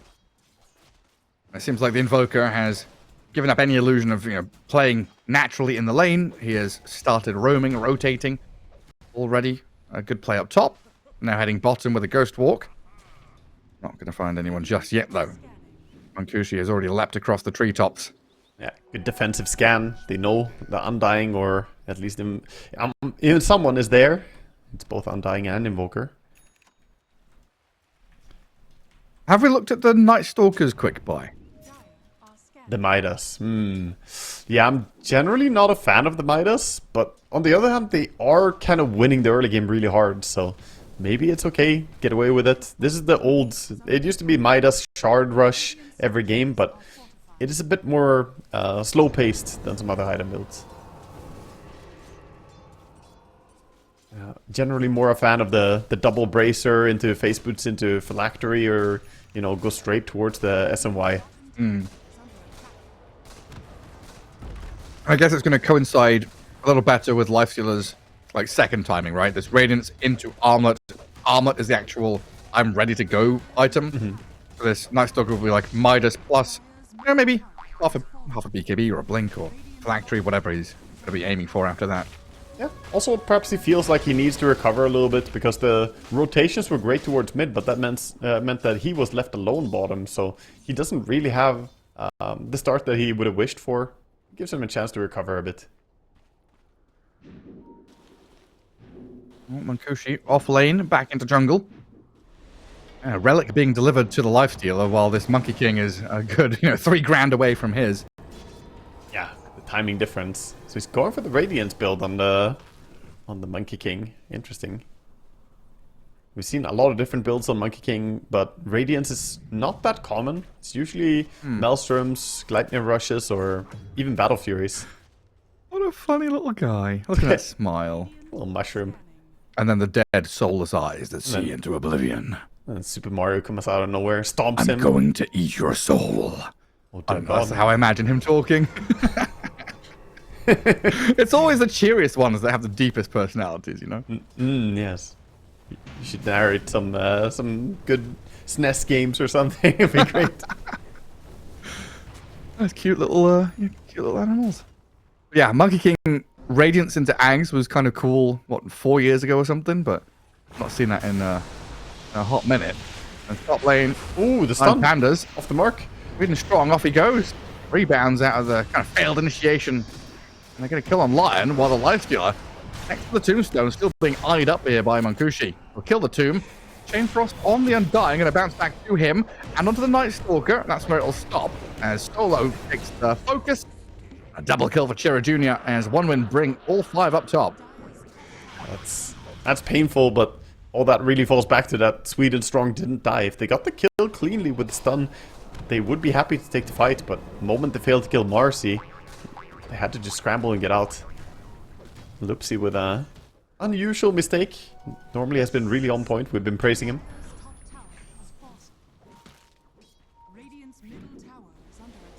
Walker scouted out the rune, finds a haste rune for himself. Oopsie. Oopsie. Chira Jr. back to mid, where he belongs. Got his Maelstrom now. Vestige picks up the drums and the tranquils at the same time. Bit of a spike here, even after a teamfight win for One Win. Yeah, Top jungle belongs to them. Feeling strong. Lifestealer closing in on Radiance, but doesn't have it yet. And we see 5-man Dota by One Win. Looking to activate. Monkey scouting, leading the way. We don't have Disruptor or anything to pull people back. No. Would have been nice, but was banned out by 9 Pandas. We can see why. Would have been nice in this situation. I mean, that was the tactic, right? They were using this Bat Disruptor Monkey King with vision. Lots of drag back, lots of ways to catch more heroes. Much more challenging here. Yeah. But with that little bit of time, you know, these waves are pushed out, so they've got farm to go and gather. And they are still sitting in position here to snipe out Solo.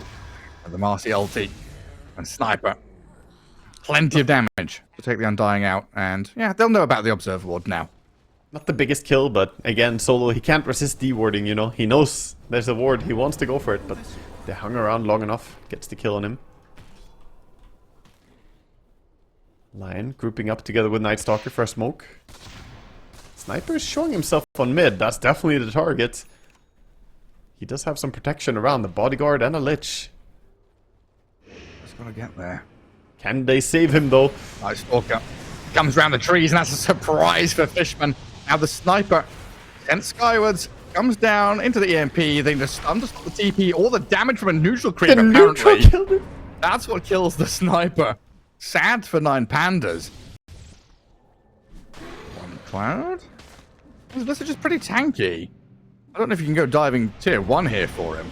Yeah, Lich is respawning soon with ulti. They have to be careful not to overcommit. And Marcy can jump off these familiars to the launch pad onto this Lion, which Cloud is keeping tabs of. Okay, so they get a follow-up kill at least, getting Lion. This gives some time for Solo to go on D-ward. He's gonna find it just by walking close to the cliff. Doesn't need his courier. Undying looks tall enough. He should be able to see up on the cliff. Reach the top shelf, yeah? Yeah, just take a little peek. Uppies? Uppies? Oh no. Uppies? Monkeys. Monkey King? Monkey King did not like uppies. Uppies from the tornado. Down he goes. This Invoker, though, a lot of damage out of them. Marcy. Lion comes in to save the day, but the soul assumption is there. Cloud slays Erase, and there's no more stuns to stop him TPing home. That was definitely really good for 9 Panda still. Getting a kill on the Monkey King, slowing down that Radiance timing. Always so crucial for these heroes who want to farm up a farming accelerator like Radiance to try and delay that as much as possible. Meanwhile, the Lifestealer already had his for a while and getting close to that armlet. Got 2 components coming out, 700 gold. Only needs a bit more. Needs the helm. It's such a game of tug of war, right? You're trying to delay your enemy's item timing, slow down this Radiance, slow down this Night Stalker with a Hand of Midas, and then keeping yourselves in the running for item timings too. You know, this move through the top jungle in towards mid. I don't want to say wasted time, but it's time that could have been spent farming and kind of catching back up on some of these heroes. So we end up back on a level playing field, basically, with nothing in between these teams. I think Monkey is probably one of the hardest carry heroes to play in a macro Balance. sense. You know, like making the choice, do I farm? Do I go join my team? A lot of heroes, it's much more simple, but since Monkey is so good at fighting, it's easy to get attracted to it. Like, oh yeah, I should go fight. Then you just don't farm enough.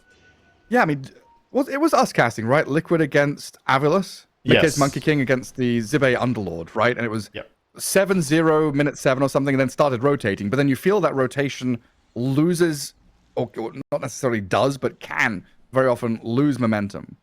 Yeah. It can backfire. In that game, he absolutely just shredded people apart. But we also had it earlier in this qualifier. Can't remember which team it was, but they were going for a lot of rotations. Oh, hold up, bottom lane. Jump down bottom with a Chain Frost after dispose. Chain Frost bounces back to Lion, while Sweden Strong drops low. In comes the Undying and the Invoker as well, with Fishman TPing out. The Sunstrike well placed away from the creeps and on the Lich only. The rest of One Win, full retreat after losing both support. Yeah, very nice move by them. You see them quickly scout for more as well. Nightstalker has his ulti for a little while longer. Has revealed the visage, but doesn't really have friends nearby. Alone. Alone? Alone. Sad and alone. Sad, alone. Lonely. Monkey closing up on the full radiance, but gets jumped top by Lion Blink. Sunstrike, is it there? I mean, he's going to pop the Wukongs. Sunstrike's coming. Makushi's dead, you're right. We're watching Solo get run at by One Win, but a meaningless death from the Undying, whereas Monkey dying top is a big deal, because VTune gets a nice pick off with the help of his Lion, and then a tier 1 for the effort. Yeah, it's again the matchup difference right now. The Lifestealer already flying towards his third item, whereas Monkey has yet to finish his first. Not finding good space in this game. Yeah, now 3,000 net worth behind as well. Yeah, and VTune is, gonna start itemizing towards those counter items. Get the S and Y, and then already has the Aghanim Scepter queued up. This will be a tall order. I think right now Sniper needs to get some good rotations going with his team. This isn't your house, VTune. Get your hands out of the fridge. He wants the cookie jar. He does, but he can't have it. Double damage. Marcy looks so happy in that taunt. Da, da, da, da, da, da. Little Red Riding Hood. So cheerful. And it's kind of wild how Dota has so many different kind of art styles and... Sniper? They got him? Oh my god. Where did that come from? Infest into the Lion and they blink up and gank. That was just a scan. They didn't even have a ward down. They scanned it, infested, jumped in. Even though Marcy was there, she couldn't do anything. Powerless to help her friend. I was busy thinking about happy things. Well, if that wasn't your last thoughts, it's good. Lifestealer jumping out of a Lion.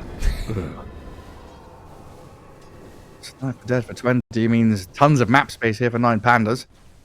Invoker, who was bottom of the net worth of the cause, has now got himself up and above the Visage and the Monkey King, so Erase starts to feel a little more comfortable now with the 4 staff, especially having that maneuverability to get out with the Wukongs, away from the Marcy Dispose. I like the choice that they have started farming Invoker a bit, let him just hit creeps, and they're activating around Lifestealer. Realizing that he's the strongest hero on the field, we should play around him. The Lion has just made moves together with him, and this is given time for Erase to get some farm going. 4-staff Witchblade, as you said, catching up a bit. Solo. Your poor raindrops, man. Roshan, the raindrop claimer. Smoke coming in. They know about this rush. One Win, quick on the move. They will be there in time to contest it. Question is if they can take the fight, though. Marcy Illusion started to scout them. Crimson Guard is up on Visage, so might be able to block a lot of the damage from this Lifestealer next fight. I definitely could. But Monkey King is just nowhere close right now, farming down bottom. Roshan hasn't really started yet. Yeah. And Marcy just popped the ulti to farm creeps. Yeah. I think she popped ulti to... Was it really just to farm? Just to TP out? Yeah, she ultied, killed a creep camp, and then TP'd to Tormentor. Okay. So, they're not fighting for the Rosh either way. Roche is gonna fall. They go back, get their Wisdom Rune. Quick call by 9 Pandas. They want the Tormentor as well. You can see Solo pinging this. 3 pings already. He's like, guys, Shard. I need Shard. Shard. It's like every Phoenix and Undying player. Shard. Yeah. I mean, if you have Undying in your team, it's incredibly value to get the Shard for free. Grab ally. So good. Yeah.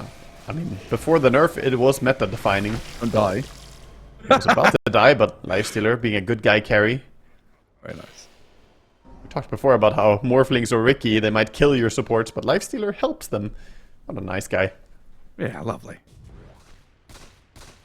Lifestealer already sitting at plus 315 HP from his innate. Swing strong dead from the Lion Night Stalker. Trying to push out waves, right? A bit of desperation from OneWin at this moment. Currently, in its best of 3, looking at the bigger picture, they're a game away from moving forward or a game away from being eliminated from this qualifier. So quite a tense moment now when you're facing against a Lifestealer so stacked up on items with Aegis in hand. 9 Pandas, the one fully in the driving seat, going to be dictating the pace of play now as they take control of multiple waves. Look at that mid-tier 1, and they want to play aggressively into enemy Ancients. So the Night Stalker charges forward. He's met with some resistance here. Lich and Sniper offering a lot of damage. Lay's thankful to get himself out of there, honestly, as 9 Pandas are sent all the way back to their side of the river, nearly losing their Light Stalker to the assassinate from Sniper. Night Stalker with that slow resistance and status resistance, the SMY doing a lot, and this is even before he has level 15. You can see why this hero is doing so well right now. The immediate smoke with the Lifestealer Infest, can he get on the Sniper? This is where you have to really that's done. Get out of here. 9 Pandas. They've got the cat on Sniper and Lich. Tombstone dropped. Visage caught. Cold Snap's there. The high ground vision placed earlier on gives them the intel that Cloud was nearby. And this period of play, you know, I was just saying, important for OneWin to kind of hold on to things. Bleeding out like that hurts so much. 9 Pandas. I mean, we're just seeing a huge difference in how much they can activate around their carry. Monkey King is still just catching up and building items. He wants BKB, but we have yet to see anything really from this hero. Monkey who? Monkey Peasant. Yeah, he's a minor lord, if anything. Turns off his radiance to jump over the trees and find another space to be in. Look at the flurry of pings and the TP. Who's that? It was the Lifestealer. All right. Never mind. He's I out got of here. Excited. Simeon Stride is going. He has caught into the lion. Oh no. Oh, the 2-man stuns the Marcy as well. A little bit low on core heroes. Just 2 supports. Lifestealer does connect. Night Stalker coming as well through the gate. Thinking about joining his team. That bottom jungle has a Dire Ward and a Radiant Ward in it. I was like trying to figure out who has vision of whom, and it's like both of them. Yep. The answer is yes. You all see it. So the big thing they're holding out for is the BKB on Monkey King. Right now, Radiant do not want to take a team fight. It's so clear. Meanwhile, Sniper also trying to get his BKB. Opted not to go for Dragonlance or Hurricane Pike in this game. Instead, just trying to get for that magic or debuff immunity. I guess at least he's got the concussive grenade, which is a bit... He does. A bit of repositioning. Yeah, the grenade is amazing. It only has 10 seconds cooldown, so it's quite useful in this game. Problem is, if he gets jumped by a Night Stalker, once that Blink Dagger is up, he can't even use the grenade. No. It's silenced. There's also the problem of this Alacrity Lifestealer just destroying buildings. He is going. He's got the minus armor as well. The Orb of Destruction is here. Shredding the tower quickly. Nobody home? No Lich? No armor? Anybody here? Oh, a shrapnel. I'm going to rage and kill this tier 3. I do not care. Wow. Tier 3 tower gone down so easily. And I like this move. Just back out. 9 Pandas realize it's daytime. Don't have a Night Stalker ulti. They have it soon though. 10 seconds. Could definitely look to invade the ancient area. How's Marcy coming along on her BKB? Still needs like 800 gold or something. It's also like the glyph reset as well. So now there is a glyph for Radiant, which they're probably going to use on a tier 2, which 9 Pandas could maybe bait out and then look for tier 3 or barracks. You better not. If they use it on a tier 2, that would be disastrous for them. They gotta hold this glyph. Someone's gonna get upset about that. I just guarantee it's gonna happen. I can feel it. Yeah, definitely possible. Visage has Shard and Bongo Boots. Just not sure about the damage output from their team. Like, Sniper has to do so much work. Yeah. They need to fight in Wukong's, in Shrapnel, with Sniper in range. Monkey's BKB Marcy is done. is your- Marcy doesn't have hers yet, though. Marcy feels like the most important hero right now. She's the one that jumps in and stuns someone for the damage to actually follow through. Pretty true, yeah. Vichun goes range racks first. No glyph reset. They're still holding on to it for now. Backing up, just taking it easy. Main tracks is all they need for now. Yeah, no need to go rushing into anything. In the meantime, OneWin have started playing out of their base. Mid and top, a bit of lane pushing coming out from Sweden Strong to finish that BKB. And Monkey King came out to sit on a tree here, scouting over on the high ground. Sees the Night Stalker and the Lion. And Lays could get gone on here. Yeah. God, they were thinking about Question is, though, if you go on him, do you really kill him? Pops the ulti, gets that status resistance. The smoke has got to land. So important. Oh, Sniper's not big here. wraparound. If they can go Sniper's in the Lion, lane. it would be huge, but the smoke protects the Lion as well. If they can get on a Sniper, OneWin would be very upset. They ping him, they see him. Sniper concussive grenade jumps away. He felt it coming, and Vtune he's going to show can sense the for smoke. the backstab. They know it's coming. Vtune, he inverts, turns into the front line, but the Lion's still the contact. They blow up Loopsy. There's the Tombstone protecting Invoker. Not for long. Erase comes out, dies. Solo's in trouble now, and the Monkey King finally able to get involved properly. Some sniper shooting as well, but fantastic wraparound. The reaction was good from 9 Pandas, but not good enough. They couldn't really break the smoke and tank it with their front line. Lion and Invoker ends up getting jumped. And Marcy, of course. The power spike when you get BKB on Marcy. Basically, the strongest core on the map, despite having 7,000 net worth instead of, 15,000 or something. You have become a core hero with one item. Yeah, that is your go hero as OneWin. Very important that Sweden Strong was able to get in there. For sure. Yeah, it kind of looked good for 9 Pandas when Vtune flipped position from being on the left to the right. Then he kind of went north and didn't expect the big wraparound from the south, right? Usually you come from the staircase from that bottom jungle. Instead, it was the even deeper move from OneWin. They had time to really go down below there and get in a good position. So they do take a good fight, and we see them holding on. Interesting build coming out from Munkushi. Is this actually the build? I haven't seen a lot of this, but looks like he's going for a Witchblade next on Monkey King. Interesting. Okay. I can't say that I'm fully on board with it, but it does give him a bit of True Strike into the Radiance, I guess. But then why not MKB? Yeah. I guess the argument would be that Witchblade is a cheaper, more early power spike that also gives you a bit of armor, so he wants the attack speed, he wants the True Strike, he wants the armor as well. But it's a little bit weird. Does the magic damage factor into this at all? Like magic damage against Night Stalker and... Isn't it pretty bad though if you're against Lifestealer? I feel like magic damage is not what you want. You want to be able to do physical damage. I don't know. I'm trying to find reasoning for it. Yeah, it's a curious item. He does buff up the rest of the team's damage, I guess, if he gets it. Interesting. He can apply a, Parasma later on when he gets it. I guess. This is definitely wild. I have not seen it so much, so I'm just gonna watch and see. He is the Master Tier Monkey. This is not quite the build that I've gotten used to. Oh, and in the olden days, this would have been an Aghanim Scepter after the Radiance BKB. Get the statues, have that additional bit of farming and team fighting capability, but now it looks like go time again for OneWin. 4-man smoke. Leading out with Sweden Strong in the familiars of the Visage. Ice Stalker, they've spotted him. Lays immediately Tombstone. They dive inside, dodging away from the Ice Spire. Disengage from 9 Pandas while Lifestealer jumps in and Wukong's commander's out. Sweden Strong in trouble, being munched on by Vtune. They get the kill and they evade the Wukongs and the Chain Frost. Super important for 9 Pandas to disengage now, but whoopsie, he missed his stun. Monkey King going to jump over the top while the sniper's been found in the back.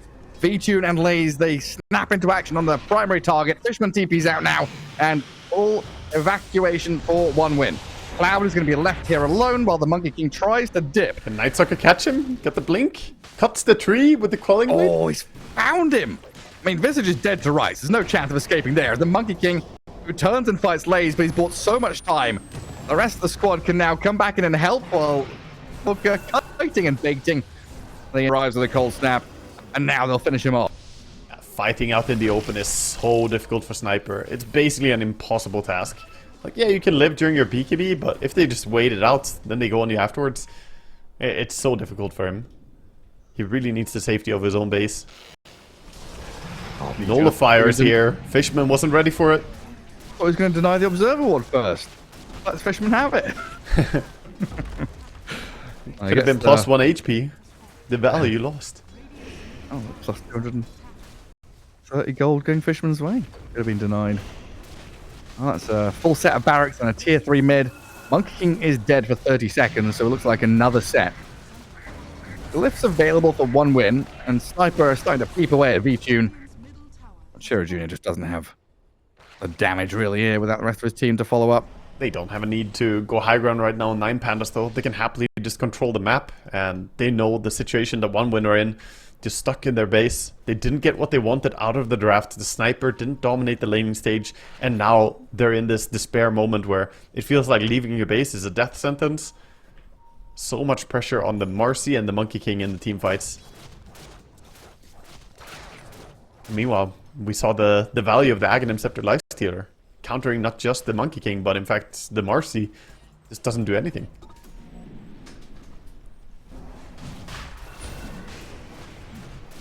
This is going to be a Roche that they just cannot contest. Roar doesn't matter.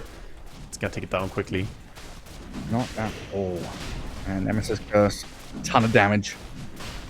Roshan's going to fall.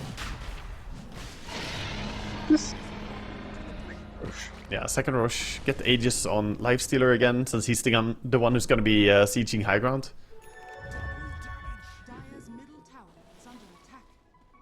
That's something for 1 win. Double damage on the Monkey King. Ooh, they're going to try and take a fight again outside base with this last-ditch effort. Sniper went for Crystallis, so all-inning damage.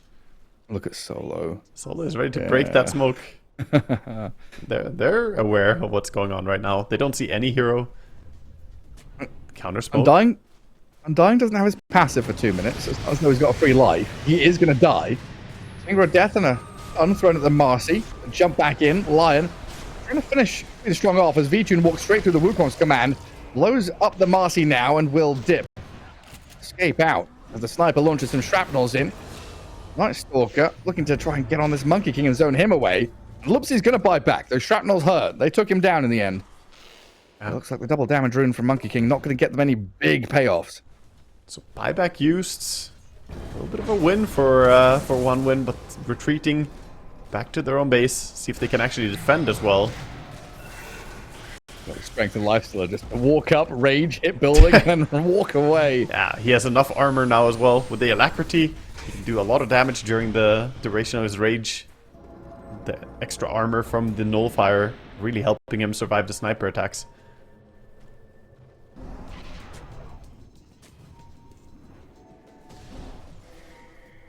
Now it's just got to be systematic from 9 Pandas. Don't give away any sloppy kills. Don't go and, die to Tormentor or anything like that. Play through V-Tune with the Aegis. Yeah, and they're only showing the Lifestealer. Good choice to just let him be the frontliner. It is daytime now, and you don't have Dark Ascension. But with the Aegis in hand, I think it's hard for 1 win to say, let's go and take a fight during daytime.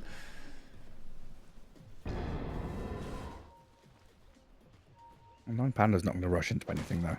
No, they're back up, maintain the lanes. Very happy to just keep scaling. Lifestealer has 4,000 gold again. This man, he's so far at 10,000 gold ahead of the second place in farm. Jeez. That's crazy. V-Tune has just played a flawless game. No deaths, insane farm, and doing great every single team fight. On a hero that barely anyone plays anymore. Oh, that's incredible. V-Tune is a great player. He really is. A really good showing here. Right now, feels like buybacks become of the utmost importance. Now, a team fight loss for one win on the doorstep of their base could be disastrous. And right now, Marcy and Lich have buybacks, so a couple of supports can kind of throw away their lives and return. Not something that they want to do, of course. Still walking in, realizing that they lost the ancient area, wants to take it back. He's getting ready to do electricity harass on the racks here. Going up. Asking Harassing for a building. Yeah. Your bricks are stupid. Ugly. Outdated style. Cement face. We got him. It'll take a while for that building to recover, Gareth. Imagine being built in a brutalist architectural style. Ugh. There we go. Lifestyle's gonna walk back up. There is a clear though for one win. And V-Tune taking a bit of damage there from the sniper. Lich is like, beautiful building, so cold and nice. Very shielded. Ah. So demure. One win hold for now. And like holding the glyph, again, very important for them. Not wasting it on these barracks. They need it for tier 4s or top lane or something more important. Yeah, again, solidly shoved into base though. Night Stalker just barely missing some wards on the high ground there. Has the gem. Flew right past it, but didn't quite see it. He's farming under a ward right now. If they could find it in them to smoke him, that would be insane, but it is a long journey over there.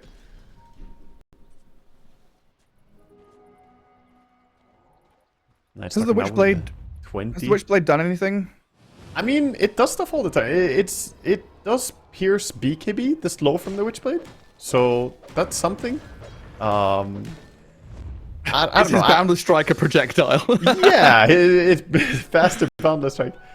I'm not convinced about the build. I'm gonna be honest. I think you could have gone for a lot of different items that would have been probably stronger. Like just a casual Chrysalis, I would probably be more on board with. It could have been a Maelstrom, right? That's very comparable. The almost exact same gold cost. I just feel like it's not it for Monkey, but again, I'm not a Monkey spammer, so I can't say with confidence that, you know, this is a bad build, but I just am not sure it's the best build. Oh my god, the infest into Sniper. They've just walked straight into him. That dire ward on the corner. Spotted a Sniper moving across, and now he's dead for 70. That came out of nowhere. Yeah, Sniper. But also, why is the Sniper going out of his base like that? I mean, that's what happens. You leave base on Sniper, and now 60 seconds, the enemy are gonna enjoy tearing apart your melee axe. It's like a giraffe on the savannah, right? You're spotted miles away. Down goes mid, and then swing up the top. No Sniper for 45. Night Stalker's got to jump on the Visage here. Silence and the stuns take him down. He's got flyback, and he's probably going to have to use it, as will the Lich. Big expenses coming out for Radiant. Tombstone being protected as well. He hops in, undying. Hops in, hops out. Soul rips it, heals it back up. All HP Tombstone. That Boundless Strike, yeah, doesn't even touch V-Tune, doesn't care. All this on the back of Sniper just going out of base. This is why you can't leave base when you're this far behind as a Sniper. This is rough. Crimson Guard slows it down, but... Sweden Strong even trying to jump in there. They see Solo. It's a mad scramble now. They're wanting to chase out of base and find something. Play some vision down out here as well, but unable to connect. And now Sweden Strong, he's the one being run at. Lays on the right-hand side as Night Stalker. Keep eyes on him for the jump on the Sniper. Yeah. Two Ninja Gear heroes almost ran into each other there. The Monkey and the Night Stalker, but they kind of go separate ways. I still can't get over how good the Lifestealer innate is. 669 HP extra just from the kills he got. Very nice. Almost has a full Abyssal. Could buy it out, but he's holding buyback for now. Very disciplined. Considering they have the tier 2 towers, wouldn't blame him if he just bought out his items right now.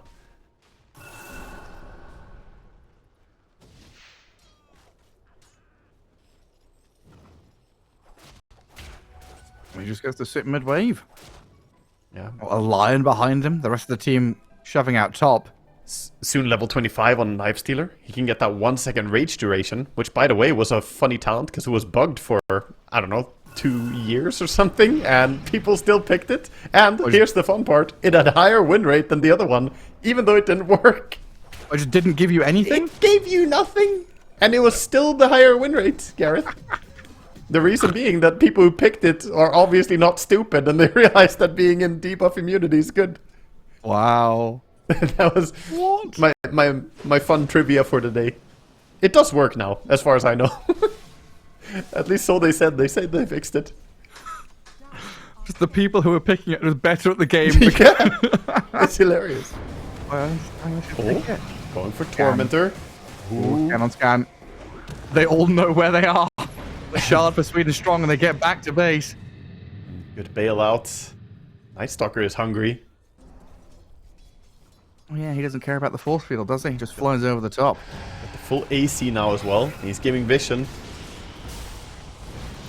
On Sniper. He dumps the Sniper. PKB from Chira Jr. In the back, the tombstone there to try and save up as Mankushi leapt in aggressively and dies. Basically just in a 1v4 there. The rest of the team had no chance to get in there. He's got no buyback and neither does the Lich. Now, Sniper, what are you going to do? Stand and fight? V2's running at you. Cloud's in trouble, turns into a gargoyle. A Sweden strong BKB ult. Gets a jump onto Eraser's Invoker, but immediately swings out of danger. Marcy turned on, has to buy back now as she's killed off. Definitely Blast to push the Sniper back and disarm him while V-Tune opens up on the Visage. Infest, jump in, jump out, kill off Cloud, and Chira Jr. to follow with a 2-man stun out of Luxie. Sniper will buy back now to slay Solo, but your base is collapsing. The Radiant in disarray. Down a couple of cores, a 2 versus 4 now, a 5. In fact, as the line buys back to bring the numbers to normal, and a jump onto Chira Jr. Again. Night Stalker and the Lifestealer are there to kill him off. And this game is over. Good game called. 9 Pandas. They dump 1 win out of the qualifiers and march on forward. Fantastic showing as well in the final game, especially by V-Tune with a 13-0-13 Lifestealer. He shines so much in this game. It's almost hard to hype the rest, but Lace also, he